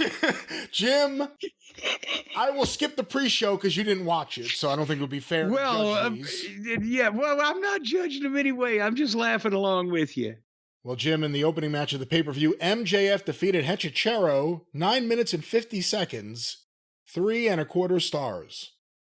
I mean, I will say that as we mentioned when we reviewed it, this is the only match that actually made sense, was accomplished in the time and in the manner in which that it should have been, and otherwise didn't fucking stink. So that's about average these days. On his 7-star scale, 3.5 is about right in the middle. Well, I guess that's the thing, too, like you just said.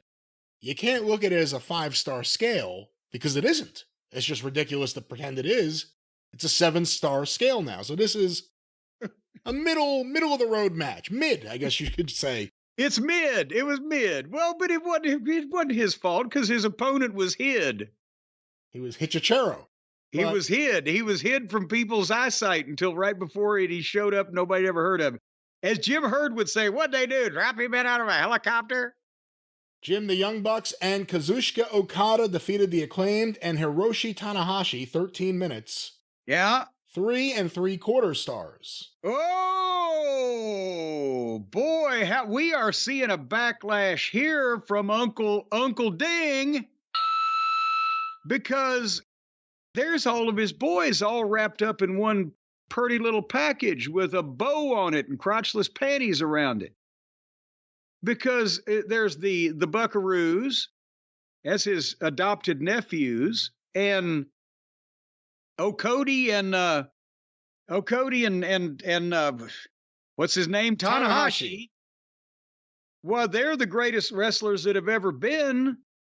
So it couldn't all have been the Acclaim's fault that they only got a mid rating. Is it that he's finally saying, hey, guys, you got to maybe change this shit up once a millennium? I'm just quickly looking through the review here. Bowens looked his best.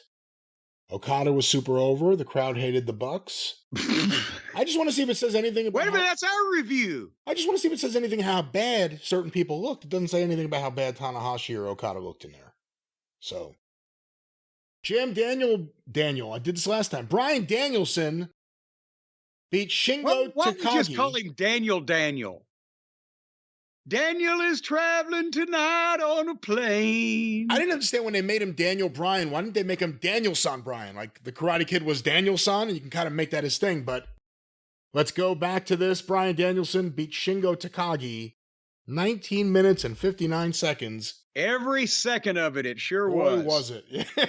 4 3/4 stars. Oh, come on now. Oh, now wait, hold on here. What? Was that, is he scoring by time, or was they? I will say that, to be quite honest, the only thing about Danielson and Shingles was that it was longer than the previous two, but it wasn't appreciably more exciting, thrilling, chilling, bone rattling.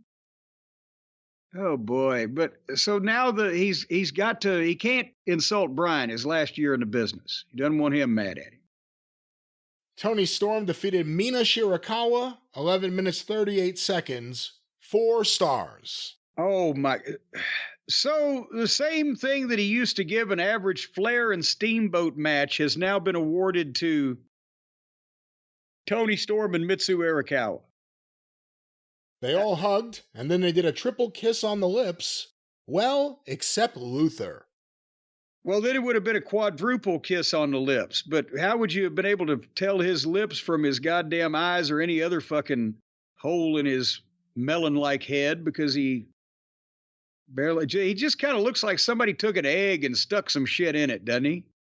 Zack Sabre Jr. defeated Well, wait a Cassidy. minute. Back up here a second, because wasn't he taking some heat, old Uncle Dave, for defending this kiss as being part of long-term storytelling? He defends AEW stories more than most. And if they really wanted to fucking make an impact with the kiss, they should have had some tongues lolling around, playing some tonsil hockey. Again, hopefully without Luther. Zack Sabre Jr. defeated Orange Cassidy. They could have used his head for the puck. 16 minutes, 18 seconds, 4.5 stars. Oh, is there any... Samoa Joe. Well, once that you have accepted the premise that one of the competitors is a fucking parade balloon or some inanimate object that then yes, you can go ahead and grade something like that as if it were a real match. But he dignifies one of the participants by acting like he's a living, breathing, cognizant human being attempting to be a real pro wrestler. Samoa Joe, Hook, and Katsuyori Shibata. Shipoopy, shipoopy, shipoopy. Defeated Chris Jericho, Big Bill, and Jeff Cobb. 13 minutes, 59 seconds, 3.25 stars. Let me read some of this review here. Oh, what I was about to say, that's almost down to where a dud used to be, isn't it? This was a good match as far as wrestling. But but the Jericho gimmick works on Wednesdays, but it was going to be difficult with a New York pay-per-view crowd. Basically, the fans didn't react to the match, only to Jericho. They wanted him to retire. They wanted him to retire, and he talked about how he grew up right here in Long Island in Manhasset. His father played for the New York Rangers when he was born. So yes, that's the famous Hall of Famer Ted Jericho. So he said he was a hometown hero. I was expecting they would build it around avoiding Joe and Cobb until they finally squared off. But Joe and Cobb were doing stuff with each other early in the match. But to the fans, it was all about, please retire. Then you still got it. Then no, you don't. Chants and took away from everyone doing good stuff the entire match. Hook even pinned Jericho clean after the Judas Effect to win, which made sense for him to lose clean to the New York-based babyface. While it is not always the case with television, it is clear in New York that the crowd won't let a Jericho match be good. Even with guys like Joe. Wait, won't let it? Well, fortunately, they don't have to work too hard. Even with guys like Joe, who is almost always over, Cobb, who is super impressive, and Hook, who has been a New York favorite. That said, the work of everyone was at the level you'd expect. What is that defense of the Jericho match sucking there? What? It's New York's fault. It's Bizarro World in New York. What? When has it been working on Wednesday? Please retire. The reason they chanted "Please retire" in New York is because they've been chanting that on television since this whole thing started. And the New York people, oh, this is where we need to chant, "Please retire" at this fucking guy. Because he needs to retire. Who's doing the worst gimmick ever that everyone hates? Why would they? But it's not like on Wednesday nights, please keep working. No, we haven't heard that. No. The good thing about Please Retire is it got everyone to forget NDA. Yeah. Jim, Jack. What about Please Stay Busy? Please on tour. At least half of your time to charitable organizations. Please tour Russia. Jack Perry won the TNT title in a ladder match over Konosuke Takeshita, Mark Briscoe, Dante Martin, El Phantasmo from Canada, and Leo Rush in 16 minutes. Part of the famous Canadian Phantasmo family. In 16 minutes and 52 seconds, 4.5 stars. This was just crazy, it says. Of course it was. How do you rate something like that on the scale of everything else anyway? Because it's endless.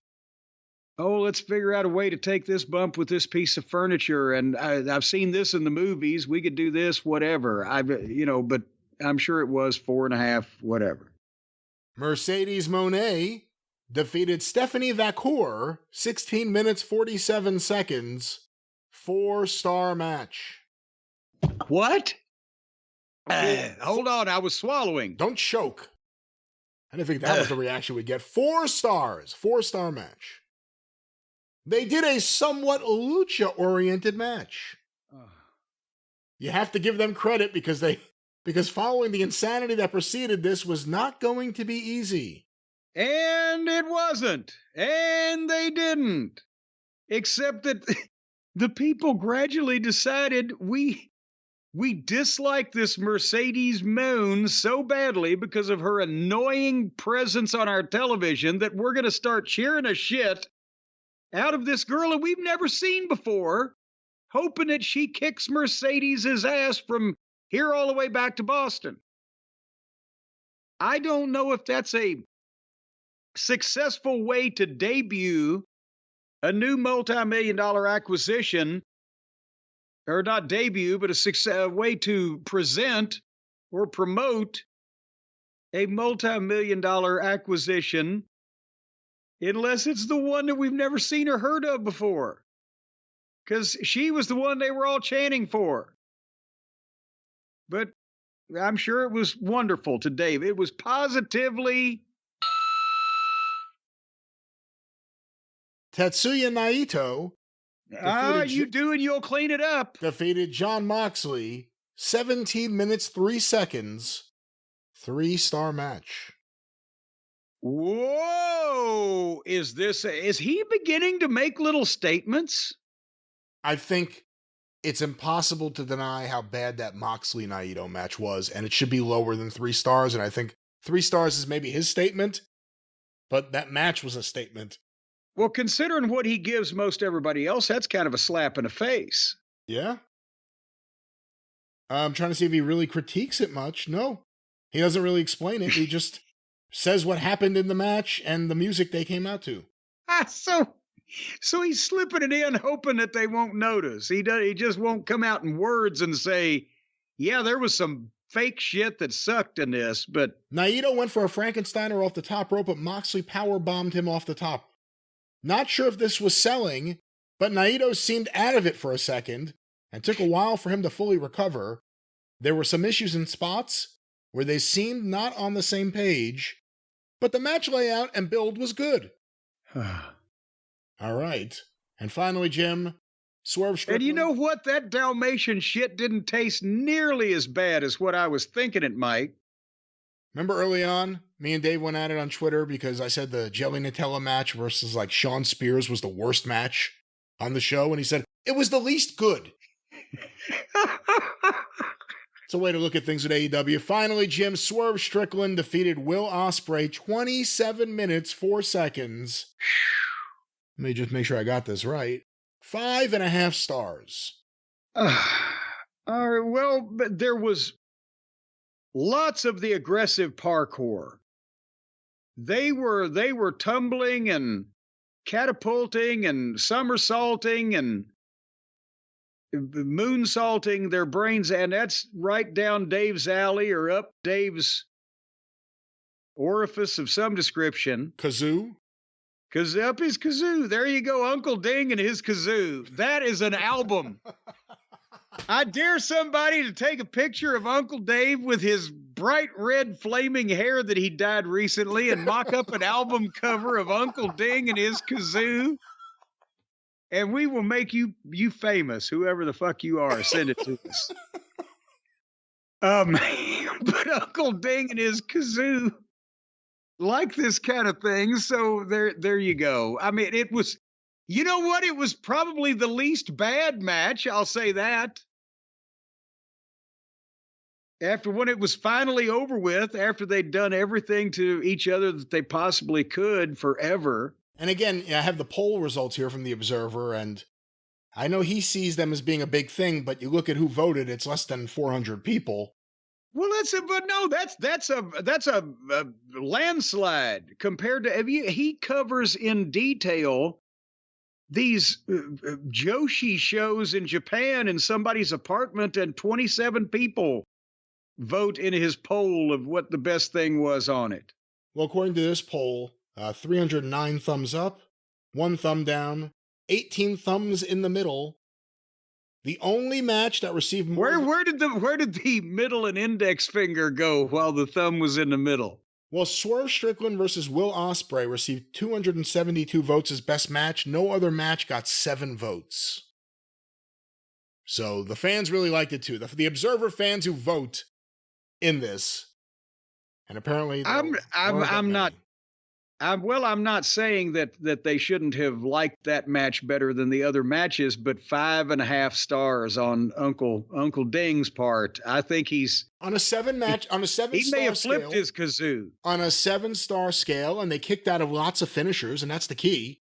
If you kick out of tons of shit you shouldn't at the very end, that'll give you at least another half star or so. Yeah. So they should have gone further. But speaking of going further, yes. You know what that means, Jim. It's time for AEW Dynamite, which took place on TBS. Nobody knows what that means. You know what that means. It's more sounds. It's time for the tale of Tony Khan, a young, bug-eyed gentleman having a tough time with his hair and his booking. A young, bug-eyed gentleman in a world that didn't understand him. Why did they do Beach Break from Chicago the night before? The night before the 4th of July is Beach Break. I thought that was like a spring type of thing. And I know they got a beach in Chicago, but those goddamn mobsters' bodies keep washing up on it. You can't really sunbathe out there. And this time it was very humid also. So Beach Break came from Chicago on July the 3rd. And it's Shark Week. Does that make anybody want to go out to the beach? I think that's the exact thing that prompts them to make this show Beach Break, was they're promoting Shark Week. Well, yes, but couldn't it be like summertime in Chicago? It should be. And it's Shark Week. But do they have sharks in Chicago? Didn't they do this once, like in the middle? Like it was like AEW Spring Break in Wisconsin. It was just something like, what? What do you do Spring Break? Yes, in Wisconsin? it was a polar weather outpost that and they had the announcers dressed in Speedos. So they opened this program with AEW Dynamite, July 3rd, Chicago. Are you trying to rush me? I was still talking about the beaches and the weather. And do they have sharks in Chicago? That's another thing I want to know. Somebody needs to get back to me on that. Do we have the number to Bob Luce's people? Actually, we do. Well, but are they able to tell us about the sharks in Chicago? All right. Tell them, Bobo! Well, and hey, and here, Al's #1 Chicago Italian beef. Num, num, num, num, num, num. So they opened up the program the night before the 4th of July, the beach breaking in Chicago with the mobsters' bodies. Renee Moxley Good is in the back with Daniel Garcia and Daddy Mac. Now, I know that we can't all be Stone Cold Steve Austin, right? But... And I know they wanted to start telling a story at the beginning of the program and carry it through to the end of the program. But when the first faces you see are Danny Garcia's and Daddy Mac's, when on the other channel you're seeing the Bloodline come to the ring, or you're seeing Drew McIntyre come to the ring. Do you smell what I'm cooking, Brian? Is this the first good visual? It was even worse what she said, because it makes you wonder what AEW's thinking right now. They introduced him. The first words out of her mouth were, the backbone of AEW. Yes. Daniel Garcia. And apparently they're going to try to make that become a thing. In that case, if I would get a brace, because I'm afraid they're going to develop scoliosis. And Garcia does the promo on Ostrich, and then MJF walks in, thankfully fairly quickly. But now you've got the top guy in the company, again, basically staring these two guys in the face. But MJF's telling him to focus. I'm going to be in your corner tonight if you'll have me. Well, of course, and then Daddy Mac shakes MJF's hand. And again, they're trying to tell a story. I applaud him for that.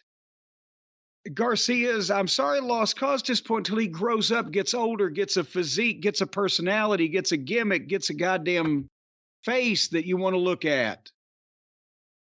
And, anyway, it's at least he'll serve a purpose later on. But do you have any thoughts about the Open before we get into the Owen Hart tournament?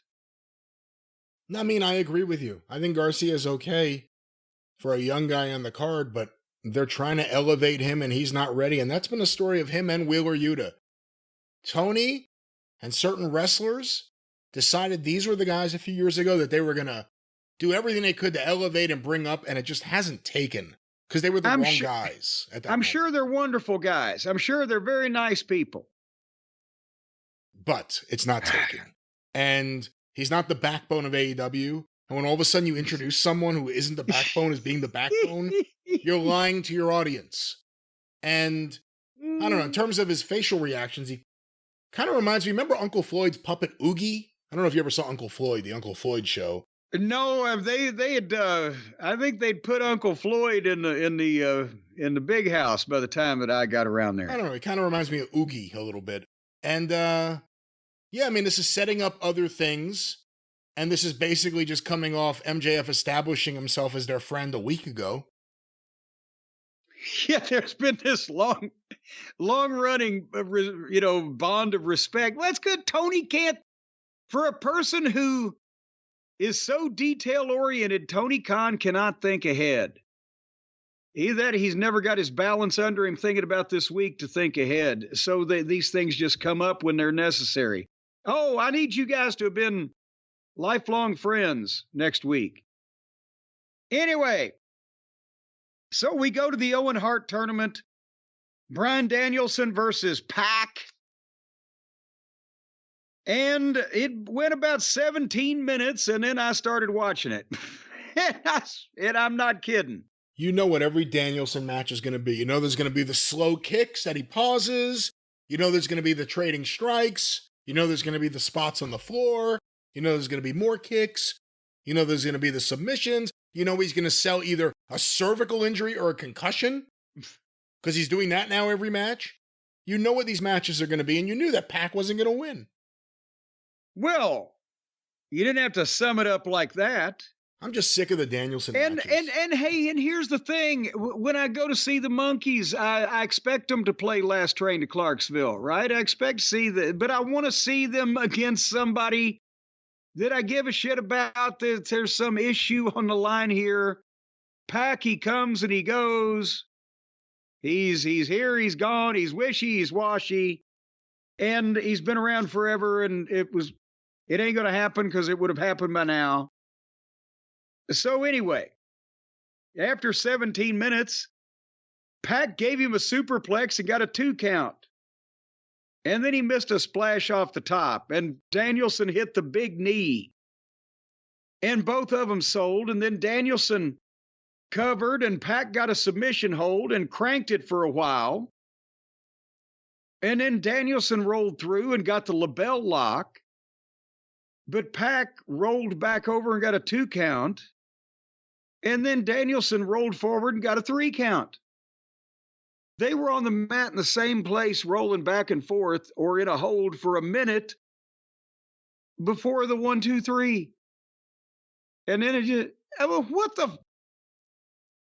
I agree that we should attempt to make things look like a shoot, and that we should take some things from the UFC and the MMA world in general. But flat finishes after you've been laying in the same spot for a minute ain't really one of them, is it? He hit him with him. He was going to win anyway. Hit him with a fucking knee. People would have loved it. Boom. 1, 2, 3. Yay. It comes out of nowhere. Holy shit. Wow. It's exciting. Instead of, he's got him. No, he's got him. He got him. I agree with you. I for can't 20 minutes. I can't argue with you. I've been saying it for a while. I'm sick of the Danielson matches. I don't find them to be creative wrestling masterpieces currently, like other people still may. And, the other thing too is knowing that he had to retire for several years and knowing that he may have, issues with concussions when he's selling, like I said, the cervical stuff, or every match now, Doc Samson has to check his pulse or whatever the fuck's happening there. It's every match now. I'm just not into the Danielson stuff at all. We're not really rooting for him to give himself further brain damage or paralyze himself. So it doesn't really make you excited. You want to forget that. Kind of queasy. Yeah, you want to forget the whole part of it where they thought he was going to die if he kept wrestling. You kind of want to get past that and just think of him as a wrestler. But again, I'm not a big fan of his matches, and he does a lot of the same shit that we criticize other people for. He's gotten away with it.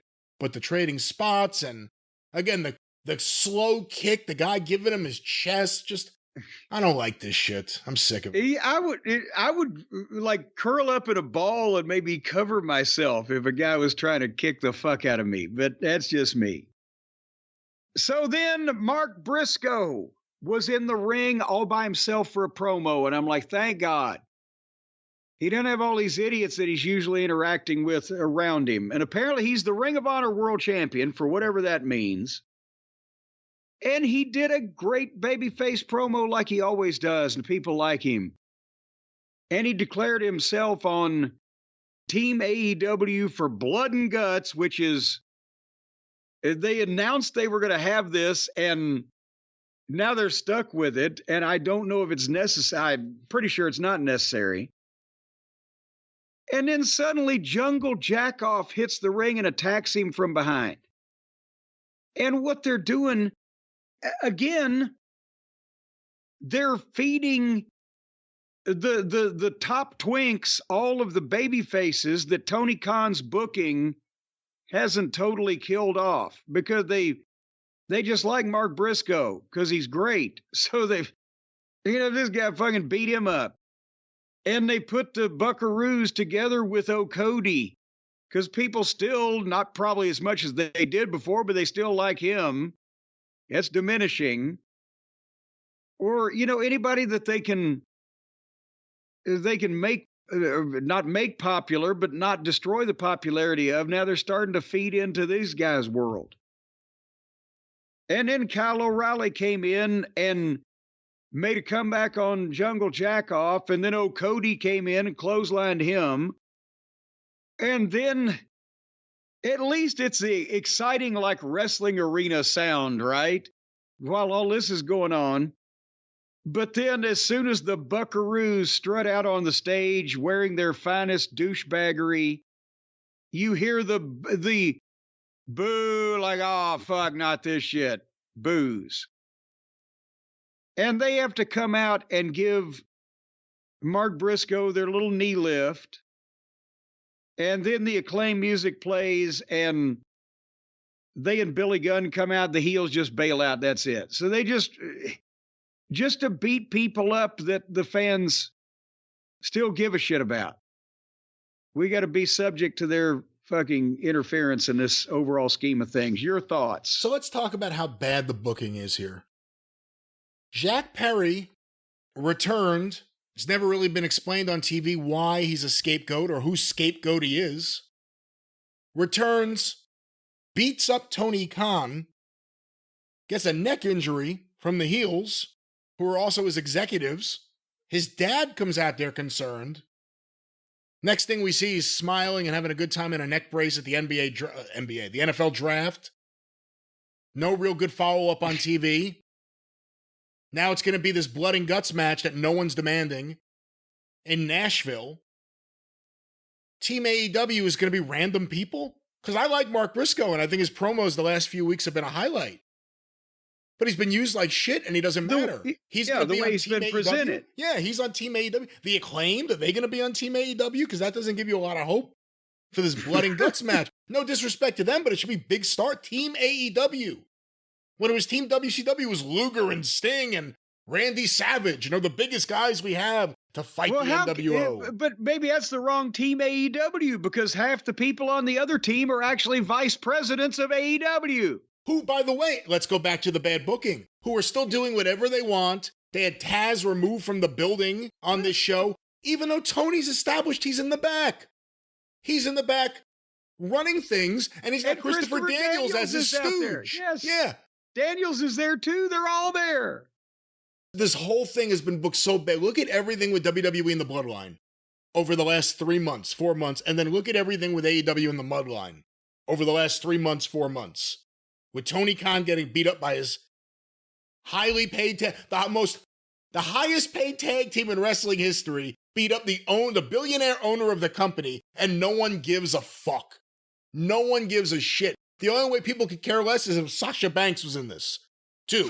No one gives a shit about any of this. And they're going to be in Nashville. Watch, Tony should make an offer for that Huck Tua girl. She lives in Nashville. She'll be at the fucking pay-per-view. Let her be on Team AEW, because you spit all over us, Tony, with this bad booking. Thank you. You know what that means. Back to Jim.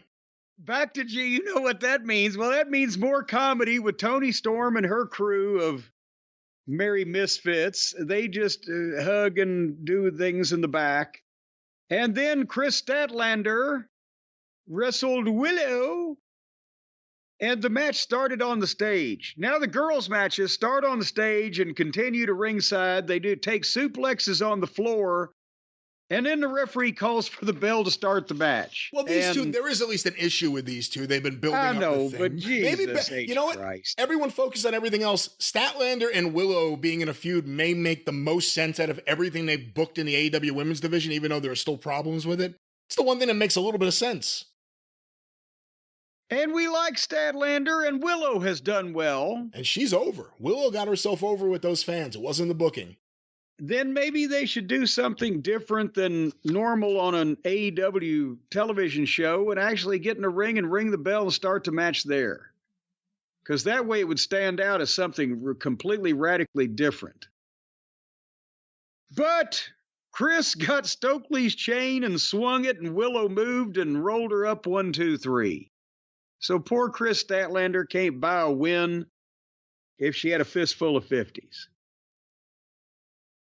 And then apparently I have heard that Jeff Jarrett did a really good promo talking about what Owen Hart meant to him. They were friends, obviously. He was there that night in Kansas City and was broken up about it.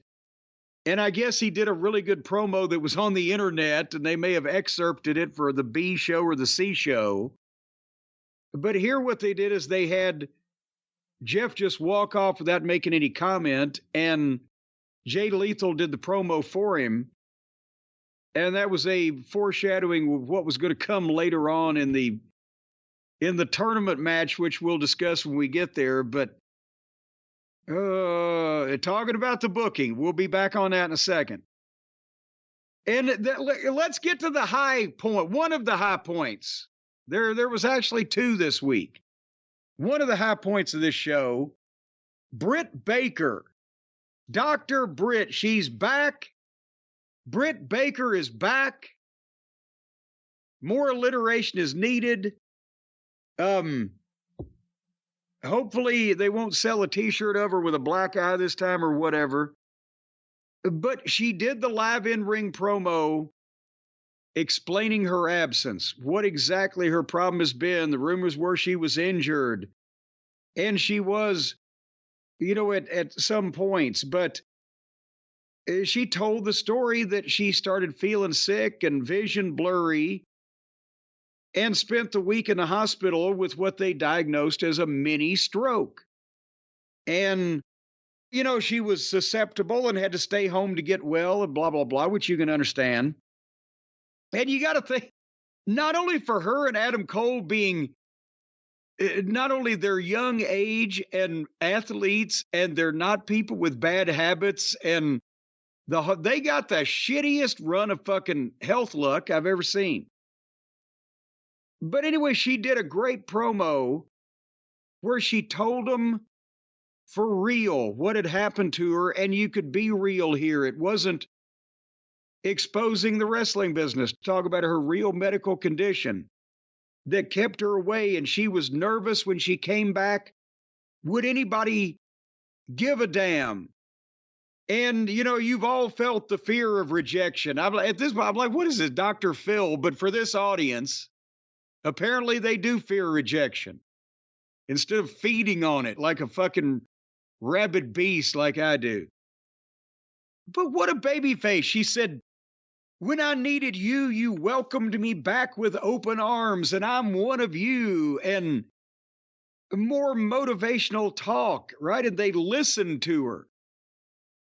I gather the younger generation likes to talk about their problems with anybody that will listen. That's another thing I've learned from being around people the last few years. Well, that's true of the younger generation, but it's especially true of younger wrestlers. Yes, more often than not. It is also a younger wrestler. But anyway, it was a great babyface promo. And then, much like as Jerry Jarrett used to say, tell them the truth as long as you can. And then when you tie it into your business and start working, they don't know where you're leaving off. she mentioned the new female face of AEW and got a little bit sarcastic about Mercedes and her piped in CEO chants and how hard she's worked since Britt's been gone and blah, blah, blah. And the people started getting with it. And then on the screen appears an SUV with the horn honking. Have we gone too far, Brian, with the idea that these big stars show up for a live television show like 45 minutes before it's over with? I mean, maybe. I mean, it's also interesting. I guess she was watching the monitor or watching in her car and she said, okay, pull up now. But the more ridiculous thing was the camera's filming the car pull up because the camera happens to be there in the back. And then it goes to a tight shot, one camera, of her feet coming out of the car. It's one thing if you start with that. You saw the zoom. Yeah, but it's one thing if you start with that. Like, oh, who is it? You can't go to that once you've established a wide shot. Yes, I was hoping you, because apparently they only had one camera out there and somebody had told the guy, we want the shot when the door opens, it's only the feet stepping out, so we don't know who it is. Right? For the people who didn't see this, I'm trying to describe it. Apparently that was an instruction he'd been given, but apparently also, since he's the only camera, he had to shoot the goddamn SUV pulling up, honking the horn. And what are you going to do? Zoom in on the wheels? And we don't know what the SUV model, make a number it, right? So he shoots the SUV, pulls up, and then as the door starts to open, there's a quick zoom to the bottom of for no apparent reason, otherwise than I hope somebody's feet come out. If they don't, if I've just done this on my own and nobody steps out, I'm going to look like an idiot. Oh, there's some feet. Oh, they came out of the sunroof. I'm an idiot. Yes, yeah. That's the thing. If they'd have popped up out of the sunroof, you'd have heard a voice. I'm here. But it's just the other fucking guys across the street, the WWE, are doing fucking Hollywood cinema. And these guys are doing cable access. So then she gets out. Old Mercedes moan, and the fans boo. They've got the arena audio. And the fans boo, and of course, who's there to meet her but the Buckaroos? And they hug her and put her over and make over and everything, because now that the people are booing the shit out of Mercedes because they just really don't like her, the Buckaroos want to be as close to her as possible to sap some of the booze off. Oh, see, Tony, they're really booing. So anyway, and then they immediately, and this is the 9 o'clock hour, they go back to the ring, but the crew starts bringing out the bags and bouquets of balloons for the celebration for Mercedes's title win. She won another belt from the young lady from Mexico. And then while Britt's standing there, she just does her entrance, Mercedes, and does the pole dance shimmy. And has the migraine, and Britt is staring at her. And I wrote at that point, this may be the only chance they have or ever will have to get any money out of Mercedes Moan whatsoever. And then, as soon as she starts talking, how did you describe it, Brian? It goes back to performance. It goes back to, oh, now we're working again, from this heartfelt promo we got that Britt Baker got over as a babyface with. Now it's back to this scripted hoo-ha that they would do on Raw with a lot better producers and directors. How do you phrase it? I don't remember if I had a specific phrase for it. You had a specific phrase, but they went back to WWE-ish style of doing something, but it was a nattier phrase than that. But the fans had a natty little phrase, shut the fuck up. And there lies the problem. Britt Baker, this is probably like her best promo, especially in front of a live audience.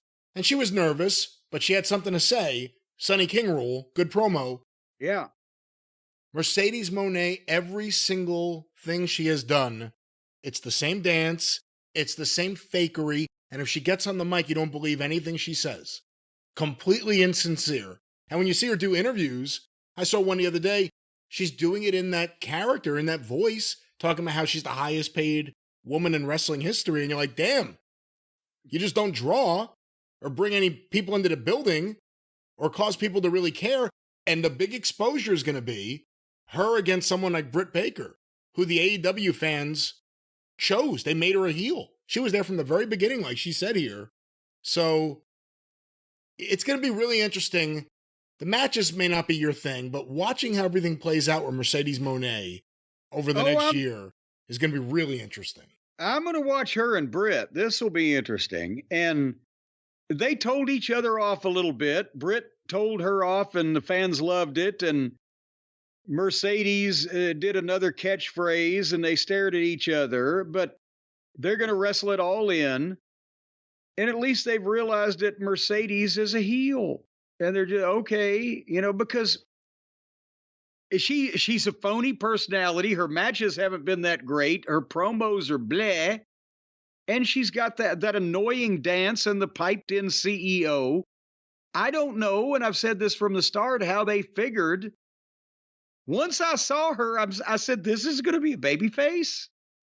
And it's the whole carpetbagger situation. She came in, immediately got 2 belts, and she's like the face of the company for the women. Well, but regardless, we don't have to get sexist or anything. What she does with her carpet, whether it matches the drapes or not, it's entirely up to her. That wasn't what I meant. All In is Sunday, August 27th. That's almost 2 months of build for this match. What do you think? Well, in that case, they got plenty of time to make the carpet match the drapes. They could remodel the whole house. I mean, I want to see the match because I want to see the crowd response, because especially I think at the big show, they will boo Mercedes out of the arena and Britt Baker's going to be over unless the intervening 7 weeks of TV, destroys that and dulls it to where people don't care by then. Right now, I think everybody wants to see it. And that's why this may be their chance to get money out of Mercedes, because after this, because they don't want to see her against people. I think they're booing because she sucks. I don't know. You tell me. Well, time will tell. And it's your show. Was that the end of Dynamite? But it's my review, isn't it? Yeah, I don't know. What are you transitioning to here, sir? I don't know. Well, I didn't know where we were going. You know what that means? Jim has lost his train of thought. Well, would you like to go on with this television program? I mean, honestly, no, but I mean, we've started it. We gotta. We're duty bound. We got to get to the other good part. It won't take long now, as I'm a little more direct to go to. Do you understand what's going on now? With Renee was in the back with Will Ostrich and Kyle Felcher, and Don Fallis walks in, the top heel manager, the evil. Remember, he started out that way, and now he just kind of wanders around and talks about people. But the new top babyface, Will Ostrich, apologizes to the top heel manager. But it's my fault. I hit the referee. I couldn't do the Tiger Driver. I'm not that guy anymore. He thanks the heel manager for all he's done for him, but he wants out of the Fallis family. And Don says, I'm so proud of you, and I'm happy to do you the favor, and hugs him. And that is the way that the top babyface leaves the top heel manager's group, by asking in a backstage pre-tape while apologizing to him and praising him. And the manager says, sure, kid, I love you. No problem. What world do these people, what wrestling have they been watching? I'm sure that's not the end of it. Now he's going to do something to turn on Ospreay, probably with Felcher helping, or Fletcher helping. Well, goddamn, but already Ostrich looks like a fucking idiot apologizing to the... I'm sorry I couldn't use the screwdriver you gave me. I couldn't do the Tiger Driver and break the guy's neck. Thank you for all you've done for me, you evil sociopath. But I'd just like to leave the family that nobody's ever explained why he was in to begin with. It's all been caca. It's nonsense. It's blithering gibberish. Have I made enough similes there? And again, they teased the thing with Fletcher in the back. He's friends with Ospreay, but when Callis left, he said, "Come on, Kyle." And Kyle gave a sad look to his friend and left. Yeah. Because you know what also about Kyle? Kyle's mom is a bitch. Excuse me? Kyle's mom is a bitch. She's a big fat bitch. She's a big fat bitch. Oh, yes, she is. She's the biggest bitch in the whole wide world. She's a bitch to all the boys and girls. That's an old school South Park hit. There you go, and it still rings true. All right, and this certainly... Kyle's mom is a bitch. All right. You know what that means? It's time to skip over. Well, what? You know what that actually means? Hold on. Of course. How could I have missed that? You didn't hear it correctly. Well, now it's all the more clear to me. It's crystal clear. Jim, we all know what that signifies. It is now time to tell everyone what Kyle Fletcher could have been doing. Maybe the reason he looked so weird in the back was, without anyone knowing, he had his Raycon earbuds in his ear and he's listening to Radiohead.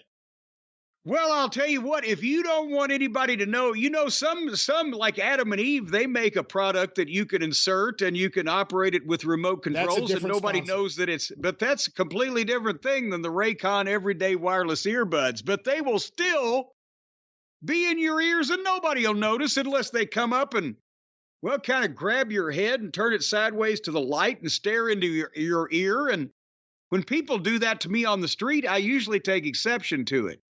Just last week, this woman came up, grabbed my head, turned my head to the side, and started staring in my ear. And I said, "Ma'am, why are you staring in my ear?" And she said, "Well, your asshole was covered."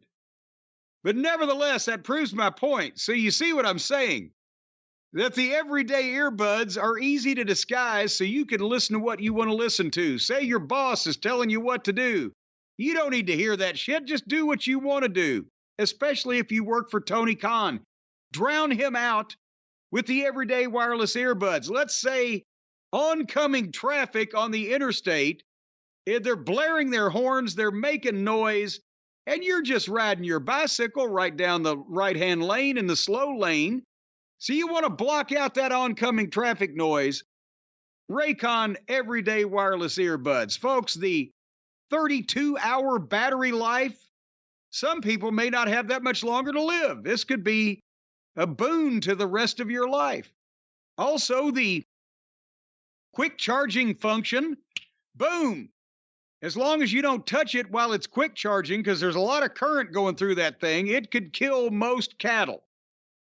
The ergonomic design to comfortably fit the widest range of ears, and let's say you're lobeless. These don't depend entirely on a lobe. You can get a special adjustment, kind of like the extension on a seatbelt on an airplane, and it's got something to loop over the top of your ear and go back around to the other side if you don't have a lobe to help keep these things in place and immobile. And that's what the optimized gel tips, you can put a little Elmer's glue on those. They won't come out for anything. And, of course, the regular features. No, do not. Let me stop you right there. Do not put any glue on these. That's a bad idea. Well, only if you're lobeless. No, there's no only. Don't use glue. The lobeless community is fully aware of exactly what they can do and what their tolerance to Elmer's glue is. We're not going to focus on the lobeless community. We're going to focus on the ear canal and the earbuds from Raycon. No glue needed. Well, that's one of the great things about them. If you're part of the lobeless community, you know, but if you're part of the overall canal community, you may be unaware of the limits of what you can put in your ear. But the everyday earbuds are definitely on the approved list. And they got the customizable sound styles, the active noise cancellation. You can just cancel that noise right, boom. As a matter of fact, if somebody's talking to you like your wife or your significant other or a nagging neighbor or whatever, you hit that button, boom. They've lost their voice completely. They can't utter a peep until you hit. It's like a Twilight Zone episode. It really is. You ought to see them trying to grip their throat and make the wide eyes as they realize they can't make any noise. It's just a silent scream emanating from their tortured, contorted faces as they almost have a heart attack in complete shock. Ladies and gentlemen, that's not how Raycon will affect you. Think more of like the Happy Twilight Zone episodes, like Casey, the robotic baseball player. And he could throw fastballs. And Fastball was a band, and you can listen to lots of bands and lots of music with Raycon. Oh, you brought it right back around. So don't worry about that active noise cancellation, folks. And remember, if you want to check...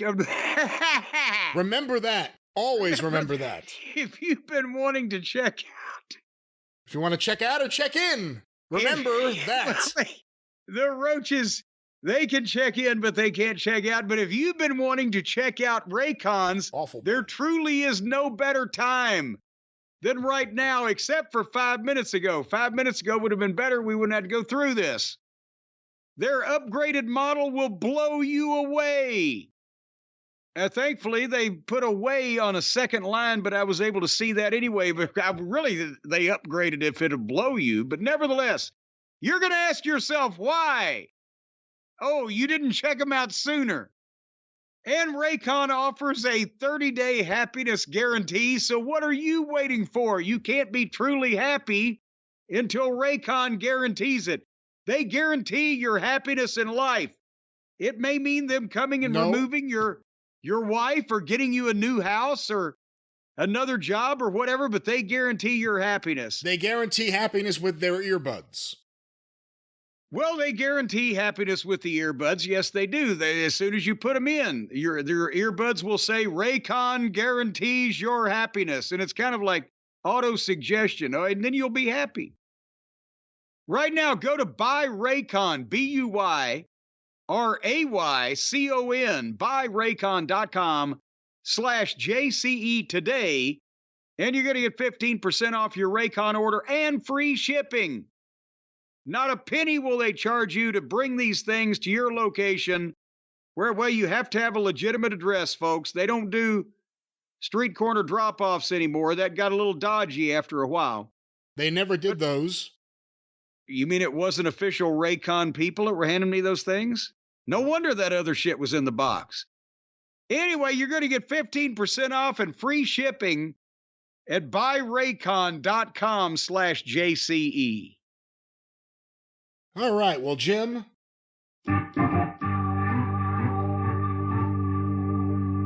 You know what that long noise means. The long episode of Dynamite's not over yet. It continues. There was Jericho, and basically because Taz clapped and cheered for Jericho losing the match last week when Hook stole his finish, the Buckaroos, the Lollipop Guild, have told Chris Jericho that Taz is relieved of his announcing duties and he must leave the arena. And security took him. So the only announcer we might want to listen to has been removed from the premises. It was a big exposure, I have to say, for the rest of the show, just how inept these commentators are.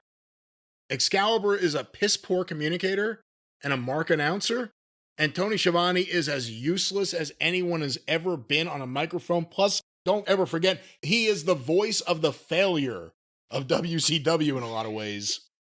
This was atrocious, these two on commentary together. I'm hoping that Taz in the previous break said, you know what, my hemorrhoids are flaring up. Can you get me out of here? Because also there was no reason. There's no reason. Where's Tony Khan? Well, yeah, he's in the back. He just won't come out and show his face when something like this goes on. If you're Taz and you're removed from the building, do you say anything to Tony as you're being dragged past Gorilla? Good. Yeah, well, no, because you know that if you do, he will fire you because he's feared for his life. I didn't say lunge at him. I said just say something. Well, it's the same thing. Well, I guess he did call that a lunge. Yeah, I guess so. Yeah, if you get a finger pointed in your face with some vehemence while you're being told you're a fucking idiot, that's a lunge. We'll find out what happened. Taz had to go past Tony. Yeah. It's like Anyway, it's like the heels and the babyface authority figures act independent of each other for no reason. Shivani's still making, or Excalibur's making announcements on behalf of Tony Khan. Daniels is there on behalf of Tony Khan. Jericho went to the Bucks and got to do something to change the broadcast. How? Why? It's almost like that, things are chaotic and disorganized behind the scenes, much as some of the recent AEW departees have commented. We'll mention that maybe in a little while, but we're going to go now to the segment Taz Gone. Yes, Joe, Hook, and Shapoopy beat Brian Cage, Bishop Khan, and Tia Leone with triple sleepers, and they fixed it where I can't watch Samoa Joe now. And then Big Bill and Brian Keith hit the ring with chairs and stopped the baby faces, Joe and Hook and Shapoopy. But did you know Brian Keith was wearing the sling on his arm that has allegedly been bad that took him out of the 6-man tag match at Forbidden Door. And he comes in with the sling trying to hit him with the chair from behind, but nobody was selling it because they couldn't feel it. And he would like hit one guy in the like upper back thigh or whatever, like boo. And then he pulled the sling off and was using the arm fine. And so did they just take him out of the Forbidden Door to get another forbidden refugee from Guatemala, Jeff Cobb, in the match? I don't know. Good question. Jeff Cobb is not from Guatemala, by the way. I think he's from California. Well, I'm just saying he's from the Forbidden Door because he's from New Japan. He comes in just to do a job once a year, sort of like Roughhouse Fargo, but he didn't do no jobs. But anyway, Brian Keith pulls the sling off. They get sloppy heat on the baby faces. Jericho gets in and hits Hook with a set of knucks, and the fans chant, "Please retire." And then they slide a table in. It goes on forever. Nobody tries to help. It's just by the rote numbers. And then Big Bill puts Hook through the table. Why did they have a big giant beatdown about 30 minutes before they were going to end the goddamn program with a big giant beatdown? That's just a thought I had. I think people need to check out this match for Jericho on commentary. Unbearable isn't strong enough. I didn't hear it. I couldn't bear it. He's come up with something to make himself as insufferable. The gimmick is I'm as insufferable as imaginable. As if that's something people want to see more of. People just want him to go away. He's fighting it. He's dragging other people down with him. But this is the single worst gimmick or thing he's done in his career. And he has done a world of stupid in just the last 5 years. This is the most counterproductive, garbage nonsense. Talk about another guy talking fake on the show. Not good. This was so bad. The commentary alone was awful. Well, another... And the Gardeners are here. They just got here, so they're going to be bothering me over here now. Now, this is a goddamn holiday weekend. How dare they? That's why they didn't come yesterday. Well, how dare they garden on a holiday weekend when people are... Well, you're not having any outdoor function. You're sitting here talking to us. No, but we do have some functions happening this weekend. But for the record, it is... Are you functional this weekend? It is hot. There's been rain. It's hot and sticky. We need someone to take care of this grass before it gets hotter and stickier. Well, if it's rain, then it's wet. It's just going to clump up, and they're going to make tracks. Yeah, they do that. These fucking lazy guys. I got to talk. Yeah, see that now our true feelings come out. When you brought up the wet grass, you brought back a bad memory. Yep. See that, and you know, my mother used to make me eat wet grass when I was a kid. What? Well, it was better than trying to eat that dry shit. Anyway, the next match was Jeff Jarrett versus our returning champion of the empty-headed dipshit category. Hangnail Adam Page is back from whatever the family emergency was that he took 3 months off for that was recently described by, I believe, Uncle Dave as nothing serious. What can if I've got a goddamn callus on my foot, can I go home for 3 months and commiserate with my family about it around here? In AEW, you could fly to Bulgaria, sure. Well, anyway, this was the Owen Hart tournament. As we mentioned earlier in the program, Jeff Jarrett has the only one with a connection to Owen Hart, so he would be the sentimental favorite, even though he's been the biggest obnoxious heel with the big heel group of Sanjay and Jay Lethal and the giant pinhead and the heat-seeking missile herself, Karen Jarrett.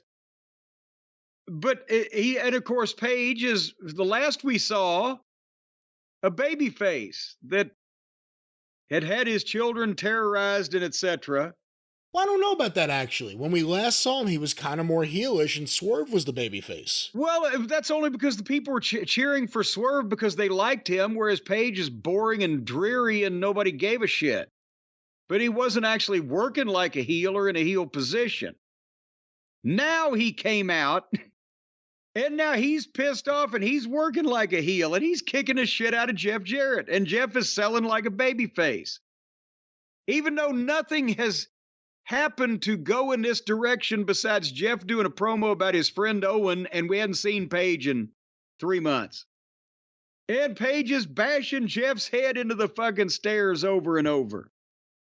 And I'm like, what the fuck is going on? Because I was wondering, I watched this because I thought if anybody can get something entertaining out of Paige, it's Jeff Jarrett. But I didn't realize they were going to completely do a goddamn double turn to get there. But then when they came back from the break, there's Jeff fighting from underneath. The fans are cheering Jeff's punches on the 1-2. And Paige bites Jeff's face. And Jeff gives Paige the stroke on the apron. The people cheer. And then Jeff makes a comeback with the only good-looking punches on the whole show. And back and forth, blah, blah, blah. They did a good... Jeff foiled the dead eye and got the sharpshooter. The place went crazy. Paige got the ropes and got booed. And then finally Paige hits the buckshot and another dead eye, and what a 1, 2, 3. So again, Jeff, he can get what is needed out of anybody in any amount of time or whatever and keep it moving. But now we're gonna find out here as we go to the back. I'll skip ahead one thing and come back to it because it didn't make any sense to put it there either on the show. But they go to the back with Paige and Renee, and he's still pissed off. And she's like, was that level of aggression necessary?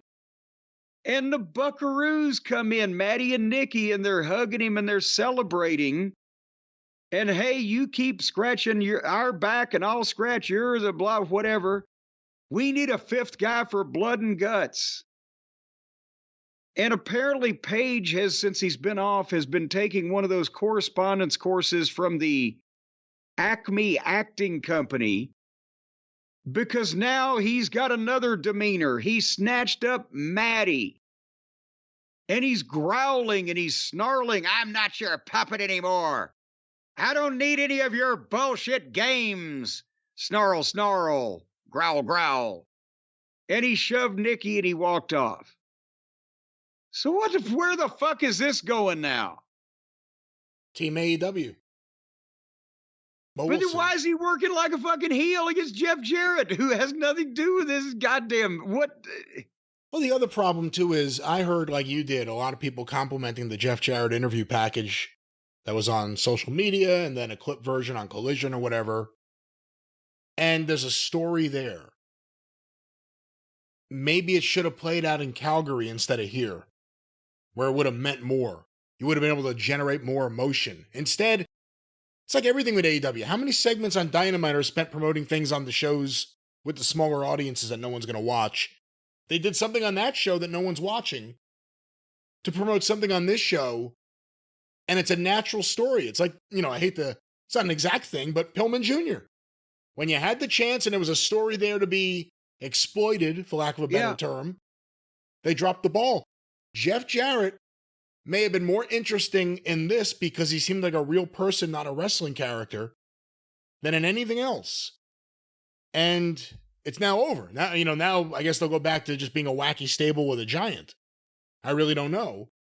But maybe this should have played out in Calgary for the Owen Hart finals as opposed to here. But then it wouldn't have been an all-friends final, because all of the friends are figured in. But what is the snarling and the growling? And I'm not your puppet anymore, but I was also mad at Jeff Jarrett. Not everyone's an actor. Not everyone can master having a character in wrestling. And that's always been his biggest problem. And how did they conquer that? Early on, they made him a sad drunk. And he was that for a few years, where he was unreliable or showing up with a drink to the ring. And then he got past that, conquered alcoholism, I guess. And then he just gets angry at times for no good reason other than CM Punk embarrassed him. I really don't know. So no, I don't think he's someone. I think he's someone who has the right friends and someone who has a look at times and someone who could do stuff in the ring, but he's got no ability to really come up with a good character or good promos or anything. It just always. Well, that's the thing. Remember, at one point, cowboy shit, for the fans chanting it, that was over. And he go, let's do some cowboy shit. And then he came out wearing fucking skinny jeans with butterflies on them, like all cowboys do. But you see, there's the problem. What was cowboy shit? That was the whole joke. He didn't have any cowboy shit. Yeah, he's a guy from Virginia who knows nothing about being a hangman or a cowboy. That's why he said, I'm going to do cowboy shit, because he doesn't even know what it is. He knows less about it than I do. And I watch rodeo on CBS. Seriously, that's what it was. It wasn't I'm a cowboy, I do cowboy shit. It was, I have no idea what fucking cowboys do. I do cowboy shit. I watched The Rifleman, so I know more than both of you. But that's, and he started off with the blonde hair, and he was kind of, a tan matinee idol for the young ladies, if they had any in the crowd that weren't being brought there by their male counterparts. And now he's looking more like a 40-year-old. He looks like Silas Young. Remember him in Ring of Honor from Chicago? His gimmick was the last real man. So he was in his 40s with a lot of body hair and an unkempt fucking appearance. That's what this guy looks like now. Maybe, you know what? Punk didn't only snatch his neck, he snatched his goddamn spirit and will to live. You could say that about the whole company. And in the middle of those two things that we just talked about, I must go back here a second, because in the middle of Paige being a heel in the ring and Paige coming and yelling at everybody, they had gone to backstage with Hook and the trainer and it was like a 30-second segment out of nowhere. As soon as they go back to this shot, instantly Big Bill and Brian Keith burst in and jumped on Hook and started hammering him, and then Jericho threw a fireball in his face. And they went to break. That was a break spot for 30 seconds. He set the guy's face on fire. Let's make sure we get that in. Okay, boom, done. We're over. Okay, can't grieve forever. Let's move on. What? If you're setting people on fire in backstage pre-tapes, don't you think you're burning through your repertoire a little too quick? Yep. Anyway, let's get to the main event so we can get past the main event. And we knew something was going to happen. We didn't exactly know what, but the flavor of it, obviously, you could smell it from last week.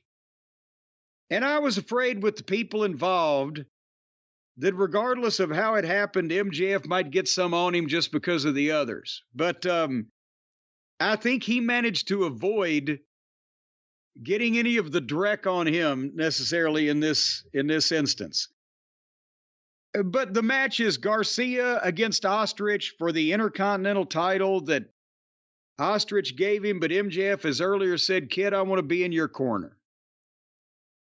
And they set this up from the start of the show. I guess the question was, and we don't know yet because they haven't because of the holiday, the ratings are not out yet.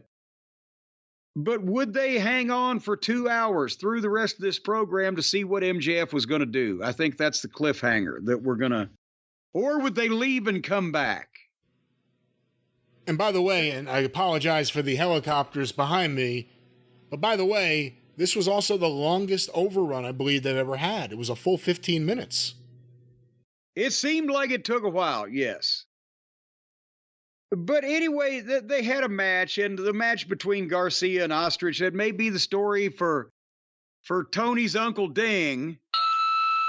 But everybody just wanted to see what MJF was going to do, and how this was going to impact, because they're all nominally baby faces. Again, they love Will. He's just got there. They've built up Garcia as an honorable young man, so no reason to dislike him. And MJF's the star of the show.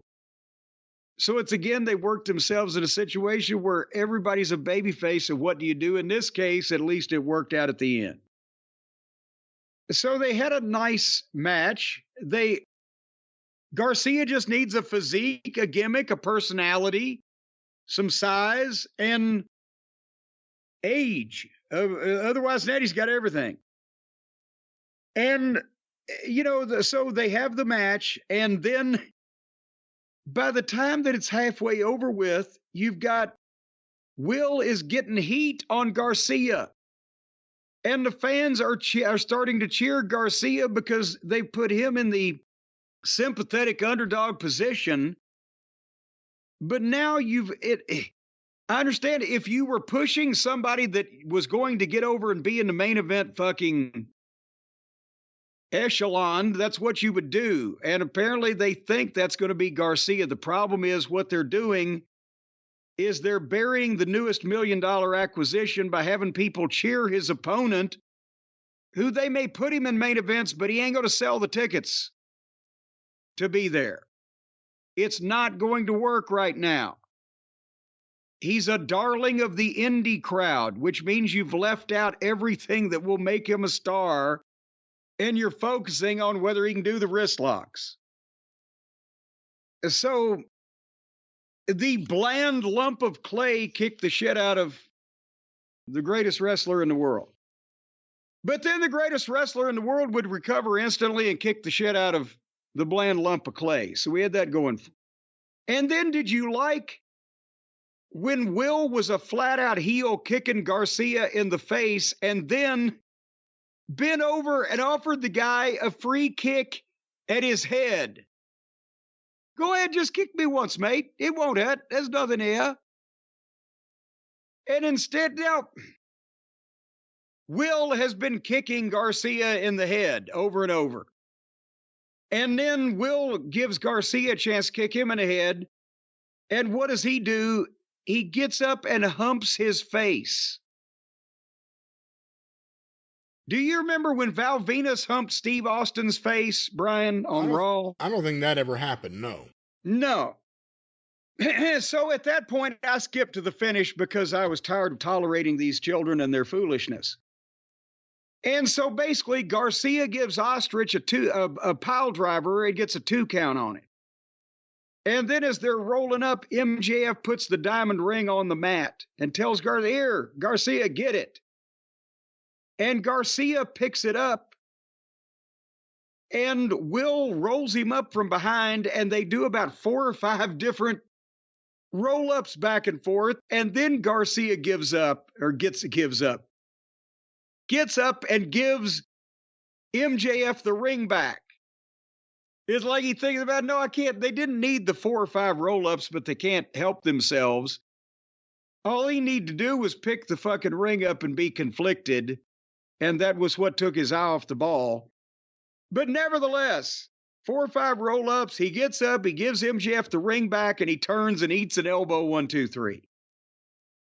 And you see this constantly these days, but this was done better than most of the time, where I'm so torn. Should I do something to this other guy? Stab him with a screwdriver or give him the high colonic or whatever. So anyway, it was done well. And then Garcia was in the corner. And this is the one thing. Brian, did you see? Daniel Garcia is sitting in the corner of the ring and he is crying tears. And Will is giving him a pep talk and then leaves, and Garcia is still. What kind of babyface cries when he loses a match?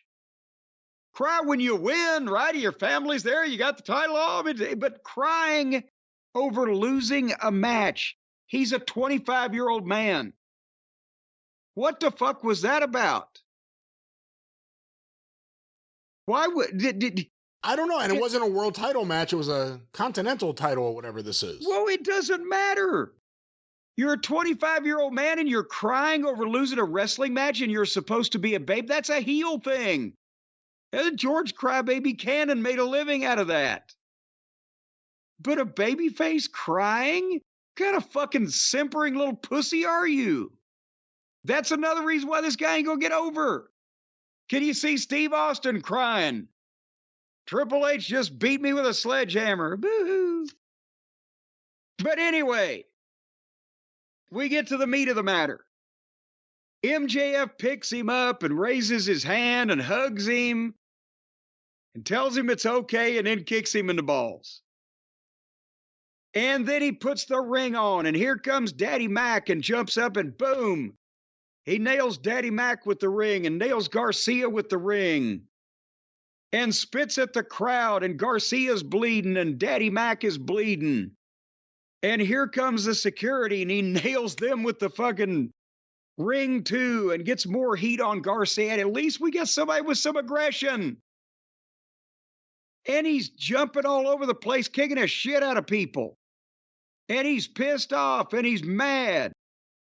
And he's had all he can stands and he can't stands no more. And then, I don't know if this was necessary, but he gives Garcia the tombstone pile driver off the second turnbuckle. I guess it is because even the mascot won't sell one just in the ring anymore. And here comes Christopher Daniels and the rest of the agents and the referees. Daniels has established his presence. Tony Khan has announced decisions earlier in the night through the announcers. But when the Buckaroos want to run roughshod, they're in the bathroom. But so anyway, everybody's there. MJF pushes them away. Finally, Willie Boy comes out. And MJF says, come on, and then bails out and says, fuck all y'all, and goes through the crowd and attempts to incite general mayhem and some type of riot. And they get the EMT crew and the doctor and everybody and put Garcia on a backboard. The backbone, I should say, goes on a backboard. So that ought to be a t-shirt, Brian, for MJF. I put the backbone on a backboard. But that way it had a lot more life and a lot more energy, and the people cared about it a lot more than most of the shit you see on the program, because I think down deep, even that they know MJF needs to be a heel. That this other stuff wasn't working. It was just a placeholder thing because he was the most popular guy in the company and it wasn't even close and he had nobody on his level to work with.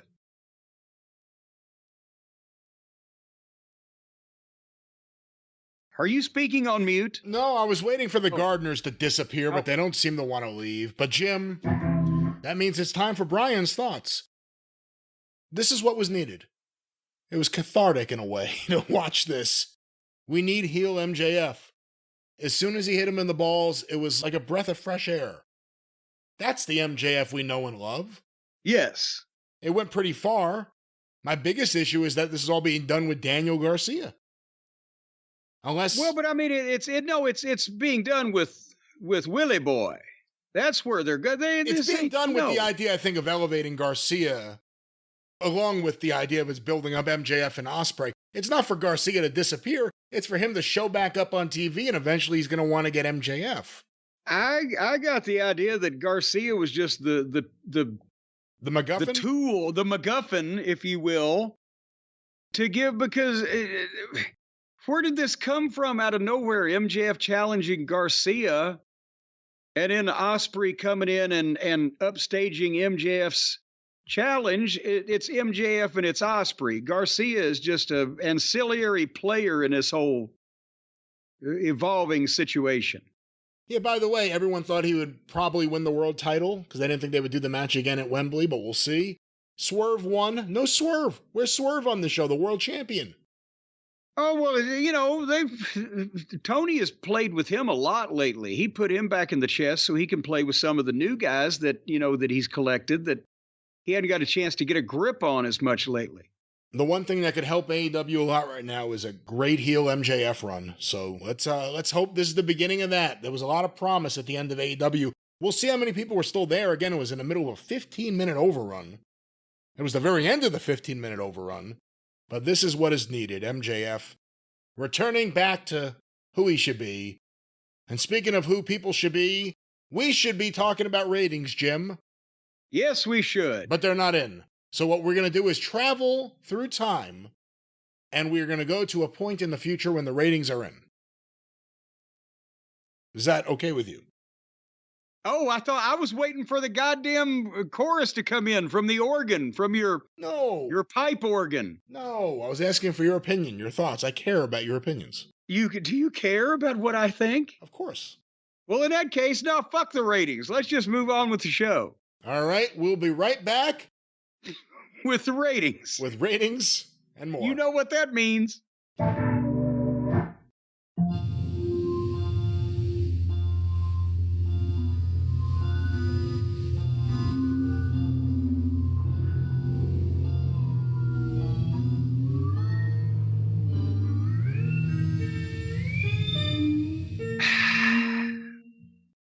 It's early, and we have It's getting later. We have traveled through later time, and we are here. It's starting to take as long for the time travel as it would if we just did it in real time. Well, we need a new time machine. When the time machine gets a little older, it takes a little while to warm up and get the engines revving and the motors blasting and the engines rocketing and everything else. Get all the way up to, what do we have to get to, 78 miles? What was that milestone they had to get to in Back to the Future to get the DeLorean off the... It can't be 50. How fast was it? Boy, you know what? I should know they this. can't drive 55. That's no, right. It was like 78 miles an hour or something of that exact 88. nature. Well, now that's I know it was 1.21 gigawatts. I know that. Well, would it be a reckless driving charge if they 19 or over the speed limit? All right, this is going nowhere. This is going nowhere like so much. 88 miles per hour, the DeLorean. All right, travel.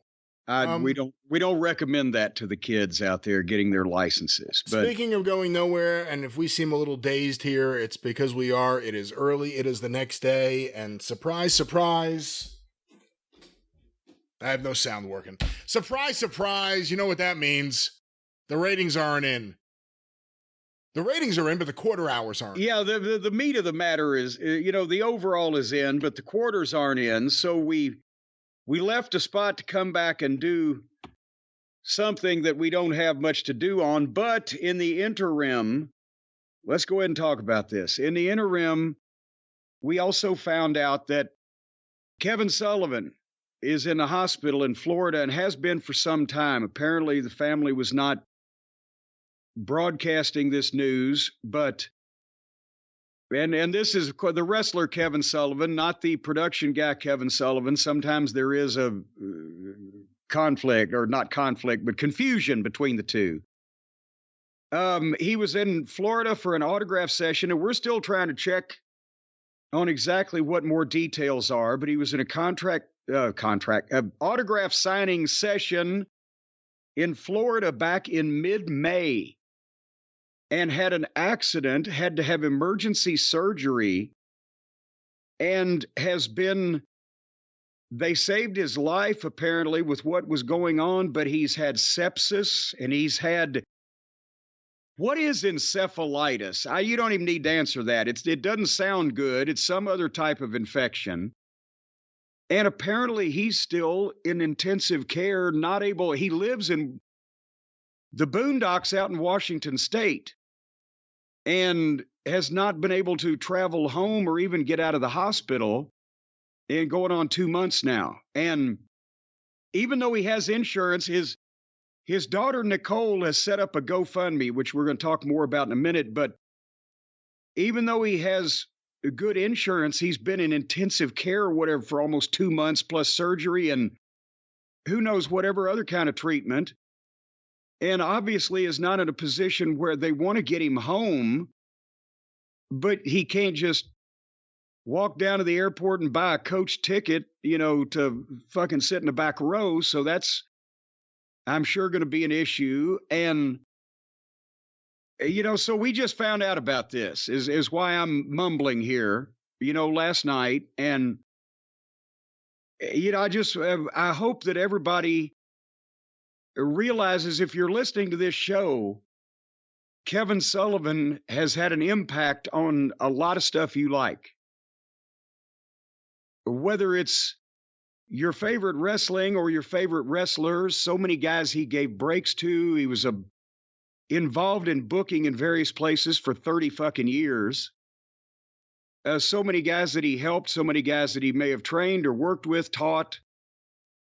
So, if you can, in a situation like this, this is not one of these bullshit deals where oh gosh, I need a tummy tuck so I can get back on television. Go fund me. Well, go fuck you. But this is serious. And as I think about it, all the things that he's done for me that he didn't have to do. I've known him for almost 45 years. And Brian, think about this. Not only is Kevin Sullivan a guy that I've never had a crossword with. He's never been mad at me. I've never been mad at him. We've never had an argument. I can't remember a difference of opinion that, well, should he hit him with a chair or hit him with a board? Well, let's work but all in professional discussion and laughing probably most of the time as we were doing it. When Flair put me on the booking committee in WCW, I had read a bunch of TV formats and seen thousands and played with my own, but had never written one for public consumption. So he was able to, obviously I could fucking write one down, but I didn't know what I was doing in terms of the order of things and the flow of things and how you deal with things. And here, that was a hot fucking angle. So leave a segment with a nice match where the announcers can react and they don't have to go in a different direction. Let something breathe, let something rest, follow up on something. That's a maintenance show. Here's a show to kick the fucking promotion off for the next big event. And he didn't have to do that, but it was me, Rick, and Kevin against the world at that point. So I get, but at the same time, he taught me a bunch of shit that I used later on. And then in Smoky Mountain Wrestling, he didn't have to come to Knoxville and work for me, especially for the substandard rate that I was giving him that he probably wouldn't do stuff for other people for. But he got to come to Knoxville and see his son, Ben, who once got duct taped to a railing by the Steiner brothers. And wait, what? Yes. Well, we're going to be talking about the Steiner's bio, but yeah, Ben was full of himself when he was about 12 or 13 years old, and he would come to the shows with Kevin sometimes. This was in WCW. He did something and they duct taped him to the railing. And then another time he threw water on me from like when I was producing something in the building. It was in Little Rock, Arkansas. And he dumped a cup. He's like 11 years old. He dumped a cup of water on me, on my head. And I said, Kevin, I'm going to spank that kid. He said, go ahead, Connie. So I chased him down and grabbed him and spanked him. But anyway, but he not only worked for me in Smoky Mountain, but he did promos from home and sent them to, he would recreate scenes from The Shining. He went to a lot of trouble. Nancy was his bartender one time. I said, you just saw her hands because I think she was under contract, whatever the fuck. But, he did that wholeheartedly. He got me Jimmy Del Rey when I needed a heavenly body. And so he's done a lot for me over the years, which then helped the programs that I was able to produce if you like those. And like I said, some of the guys the wrestlers that you might like, folks out there. He's had a hand in almost everything and kept a lot of the Eddie Graham knowledge alive in terms of how to present wrestling, because he worked there so closely and so long and was a big benefit to Dusty during his time in Crockett and working with Dusty in the NWA. So anyway, have you talked to any of your Florida sources as far as any more details that we can release publicly, or because I'm just asking you this now in front of God and everybody here? Yeah, nothing else that we could say right now. And like you said, we just are finding out about all this. And of course, Kevin has lived in different places in the Pacific Northwest, from Boston, Massachusetts originally, spent years in Florida, and apparently he was in Florida for an autograph signing of some sort when this happened, and we don't know what this is, but everyone's certainly hoping for the best. And someone who, like you said, he helped lots of people. What he did for you, he did for Paul E. Yeah. He was going to ECW when, I don't know how much Todd Gordon was paying guys, but Kevin was going up there and he was in the middle of things. And, it's amazing to think he went from helping out the future minds of the business to then getting the gig back with WCW. And although it's not stuff I necessarily enjoy, I can get a perverse kick out of some of it, that Dungeon of Doom stuff, what he did was find a way to ease Hulk Hogan into trusting him and WCW. Yeah. Well, because Kevin he knew that the business just wasn't about at that level, and with that cast of characters, it wasn't just about doing the best angles and having the best finishes and it was placating and babysitting and navigating all of as we've just seen from Who Killed WCW, all these people are out for themselves, as they say. And, that was part of what he learned from Eddie Graham and from working so many territories, is how to get around other people's mental shortcomings to get something fucking done. And a lot of that stuff wasn't his most stellar work, but as we've seen, one person can get caught up in the big corporate promotions. But when you look at what he did as a talent individually and as a booker, when he was actually in charge of things, and was always working with a bunch of different international offices. I mean, he and Mark Lewin used to go to fucking Singapore, like people go to Poughkeepsie. That's a lie. Nobody goes to Poughkeepsie. And when I was in Smoky Mountain, remember, he was working with Victor Quinones, not only of Puerto Rico, but also the Japanese group that he was with. Kevin is why I had Miguel Perez before anybody had heard of him in this country on Smoky Mountain Wrestling. Bill DeMott, Hugh Morris, Crash the Terminator he was then. Wing Kanemaru, Yukiro Kanemaru. Well, yeah, don't blame either one of us on that one. He's a good kid. Taz. Yeah. Tasmaniac that came that week because, Kevin recommended, well, I need another, heel for that week of big shows that we were running, blah, blah, blah. There's a great example, and I don't know how many people really talk about this, but Taz was just this guy on the Northeast Indies. If you watched IWCCW TV on Sports Channel, he was one of the guys in the dark gym wrestling Tommy Dreamer or Ray Odyssey. Those matches were actually pretty good. Him and Surfer Ray Odyssey were pretty good for its time. But he wasn't really going anywhere. He was just that guy. Next thing you know, he was attached to Kevin Sullivan. Not just there, but in ECW and other places. It's like Kevin found guys. And look, how many guys got along with Dusty Rhodes, Jim Cornette, Paul Heyman, and the Sheik?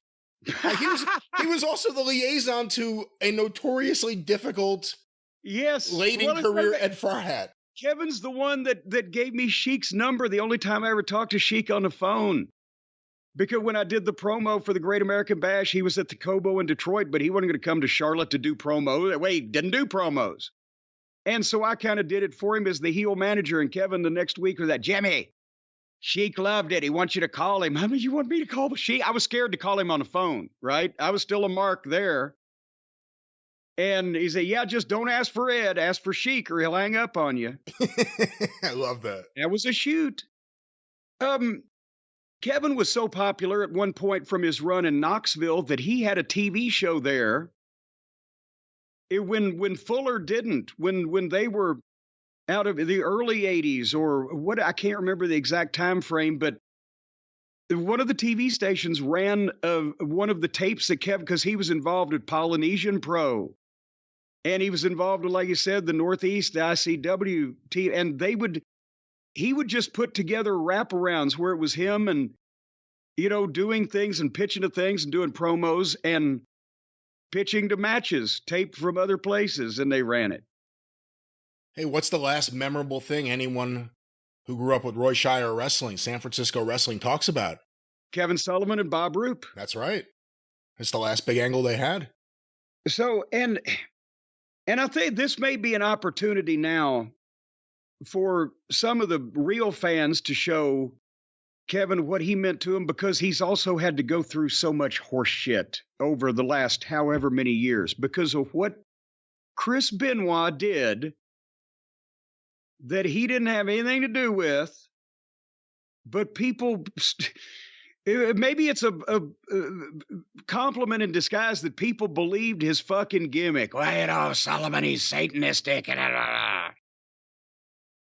But maybe now we can show him that no, real human people don't believe that ridiculous horse shit. And, we appreciate what you've done. And we had him on a show. That's been? It was a few years ago. 2 or 3 years ago now. It was when Darkseid did the episode because he wasn't included. Yeah. Well, and I encourage everybody, I'm not trying to make a commercial out of this, but we've got it on the YouTube channel, don't we? It's there somewhere. Oh, certainly. It's certainly there, yeah. Well, then listen to the real story and the real reason why he wasn't on Darkseid and the misrepresentations that other people gave. And, we try to set the record straight as much as we could. He was just in the documentary Who Killed WCW that the guys from Darkseid and Dwayne Johnson and his very, very muscular wife produced. And that's who killed WCW. The question has to be also who built WCW. And Kevin's a key figure that doesn't get talked about enough. Again, he was the booker. Everyone focuses on, Eric Bischoff was doing this and Eric Bischoff was doing that. Kevin was doing the TV. Kevin was the booker. So I think Kevin deserves more credit than he gets. He was just a talking head in that Who Killed WCW. And in a way, that's good because he doesn't really bear responsibility for killing WCW. But when you talk about who built WCW to its peak, he's one of the guys in the conversation. Well, if you want to go back even further, because we talked about the 2 deaths of WCW, the period of time where, and I've said this before, this is not telling tales out of school. When Flair was the booker, he was deciding the big picture, who worked with each other in the programs on top, his shit, which was most important as world champion. And then Kevin was, next in command, and I was doing the paperwork. And really, if Kevin put together most of those shows, point being, for that 6 month period, that was the highest point that the ratings, the houses, and the pay-per-views achieved during the first, as we talked about, 7 or 8 years of the TBS ownership era. And it wasn't good. It was better than it had been since they bought the thing. And it would be better than anything they did until 1990 until 1990 fucking 5 or 6, right? Kevin was in the middle of the periods of time when WCW was actually a fun product to watch. Yeah. Pushing interesting people. Again, you guys gave Cactus Jack his break. That's a guy that most companies, most bookers probably would not give a break to at that time. You guys did. And that was the thing, because I've mentioned that Flair didn't at the time and for a while afterward, and there was, ill feelings between them over it. See anything in Mick Foley, Cactus Jack, or any other name. He didn't see it. But we did, and like I said, I'd seen the Memphis tapes, and I did the elbow, and Kevin loved the idea, and he just, Corny, let's do it. Let's just, because it was not like Flair was going to get mad because we had the job guy do a fucking elbow afterwards, and then once Rick saw it, he thought, okay, keep doing that. But Kevin was the one to say, okay, let's do this with this and that and the other thing, and see what happens. So anyway, hey, we'll talk about one more thing until something else pops up. We're about to review on the next show the Steiner brothers biography. A key figure in making Rick Steiner was Kevin Sullivan. Because without the Varsity Club, I don't know what Rick Steiner's career trajectory would have been 88, 89. The Varsity Club kind of set him in place for the future. Is that Kevin always worked great when he was the head of a small group of odd people, whether it be, weird monster types like Abdullah the Butcher or whatever, or it be Mike Rotunda and Rick Steiner had nothing in common. But Rotunda's oddness was that he was the only normal looking person in the fucking group, right? And Steiner's oddness was that he was a heel, but he also had that goofy personality. And, Kevin could encourage that, drawing from Killer Carl Cox. Remember Alex? I remember 89 Alex, and I remember hearing about Carl Cox's Alex. Well, yes, that's the Killer Carl Cox had the fans convinced that he was nuts, that he was mentally incompetent in some way. And he'd carry a duck to the ring or a goose or whatever it was one time, or he'd do this, and he had an invisible friend that he talked to named Alex. And for those of you modern fans who are thinking, well, Cornette gets on the goddamn... No, nobody else believed the invisible friend was there. Nobody else talked to him. They didn't, and he made it seem legitimate. And so Kevin said, yeah, Steiner had an invisible friend, but he started doing the Senior Winces thing and drawing his mouth on his hand. And then he would... Well, you remember Senior Winces. I do. That's what makes it funny, the idea of Rick Steiner talking to his hand like that. Yes. It's all right. And he would talk to, Kevin could draw from 30 years of experience of knowing what every nutcase in wrestling had done. So that worked with Rick. He would help develop people by just giving them shit to do that fit them, and they would do it and the fans would react to it. Well, again, it'll hopefully be all right. Kevin Sullivan, Kevin's talked about his early days. He was very, very sick. I don't think they gave him much of a chance. And it was weight training and it was bodybuilding. It was the things that got him healthy that saved his life. So it's a guy with a history of kicking out. And let's hope he does it once again. Again, go to GoFundMe.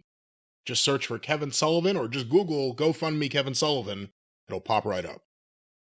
And we will try to keep people apprised on if we find out any more and what progress is happening they've already hit their goal because they didn't ask for a lot of money. I thought for a situation like this, but it doesn't mean we can't exceed that. So if everybody can check it out, we'd appreciate it. Well, Jim, before we get out of here, let's get one topic because a lot of the listeners have been sending us in and we kind of referenced it a little briefly earlier. I have an article here with some quotes. Ethan Page says AEW was so chaotic and unorganized compared to WWE's NXT. And here's the exact quote from the Gallows and Anderson podcast. Apparently they're in the game. Pretty crazy. I went from somewhere that was so chaotic and unorganized to a place that, I'm still learning because I'm so new here, but it's just like, this is a machine, and it's incredible. It feels good to not feel like I have to do everything myself, or like to have people that want to see me succeed is kind of mind-blowing. There's another quote, but I'll start with that. What do you think of that? Well, again, it's not surprising. And for those of us who follow these type of things, it's kind of what we knew already. But, you say more and more people saying it that have actually been in that environment and then go somewhere else. And, oh, this is what's supposed to be happening. That's, honestly, that's what I was saying all along, is that you can take new talent that has never been out of the indies and bring them up if they are coachable and if they are open enough to be trained in a proper way for a wider audience or whatever. But you can't take people out of the indies and make them management immediately of a national company, because there's a massive goddamn leap that they don't have the spring in their legs for. Well, let me finish. And that's what's happened. Go ahead. A little more from Ethan Page here. It was definitely time to leave. My thought was I could sit in catering for the next 3 years and my career would end, or I try and do something before my career ends. And here we are. Now, Ethan Page is someone I always told you I saw something in. There was potential. I thought he was an okay promo. And he was saddled with nonsense. He never took him seriously. I mean, he started in a tag team with Scorpio Sky, managed by Dan Lambert. I've forgotten about those glorious days. Yeah, that was awful, and it was downhill from there.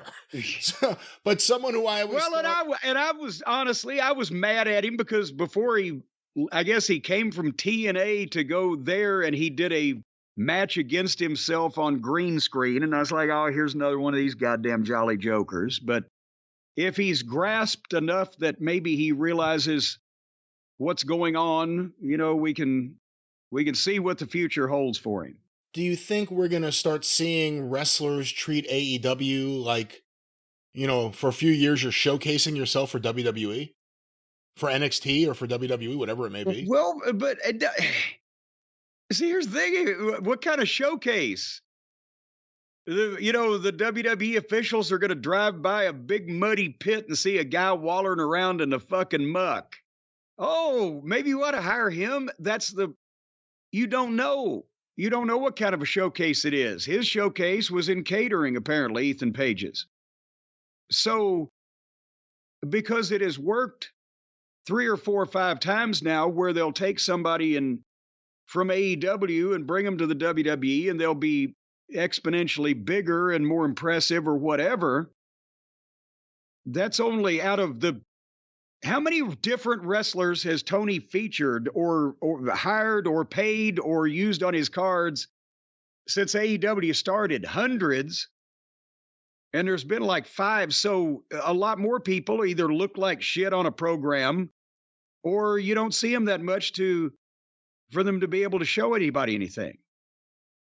And it's interesting too, NXT, you had that scene where Cody Rhodes a few weeks ago with Pillman Jr. as Lexus King, and Sean Spears is there now. Oh, I forgot about it. Well, okay, now maybe there's been between 7 and 8. But we haven't really seen much out of Spears yet, so. I don't know if you count Gallows and Anderson. They kind of went back and forth. I forgot they were even in AEW. That was just at a period of time where they were at loose ends, as they used to say. But Ethan Page, I guess we'll see how this works out in NXT. It seems like it's working out pretty good so far. And he seems happy, but yeah, to button up the question that you asked with a responsible answer, it's a gamble because, yes, if they use you well or you can just show what you can do and become interesting on your own on the program, then WWE may be interested in you. But you also could be doing jobs for the mascot, our little puppy Pockets, or hidden in catering, or show up every 3 months to do something stupid with some other fucking clown. And that might diminish what you look like to them in their eyes if that's the only way they see you. All right, well, that's how you're going to see us this week, because we have no ratings and we have a lot to do and a lot to go over. So questions, I think, return next week. With much you just keep teasing us. You just keep teasing us. Well, we keep running long. That was and we're going to return in about less than 48 hours with ratings and SmackDown and the Money in the Bank situation and so much more on the experience.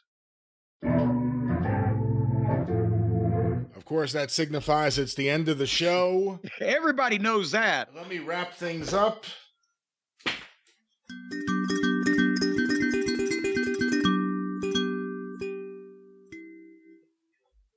All right, a pleasant ending to a quick outro. As Mama Cornette used to say, you couldn't carry a tune in a bushel basket. She didn't say that. She did say that. I need evidence. I don't believe you anymore. Not about you. Oh. But just about other people. Oh, well, as long as she hasn't defamed me, that's okay. She didn't know who the fuck you were. Well, hear who we're going to defame this week on The Experience, wherever you find your favorite podcast, and next week back here on the Drive-Thru. Cornette's Collectibles at JimCornette.com. Go there, of course, the official Jim Cornette YouTube channel, and Patreon.com/Cornette. $5 a month gets you access to the archive. He's on Twitter at the Jim Cornette. I'm on Twitter at Great Brian Last. Listen to the wrestling news and the 605 Super Podcast. The Mothership! The Drive-Thru is brought to you by the Law Office of Stephen P. New. 877-50-STEVE. What do you say about that, Jim? I'd have to say call that number and talk to that man and get him to get you some money for some different ways that you have been wronged or mistreated in the past. That's right. Get even with Stephen New, lawoffice.com. But until The Experience in a few days and next week back here on the Drive-Thru for Jim Cornette, I'm the Great Brian Last. Tally-ho!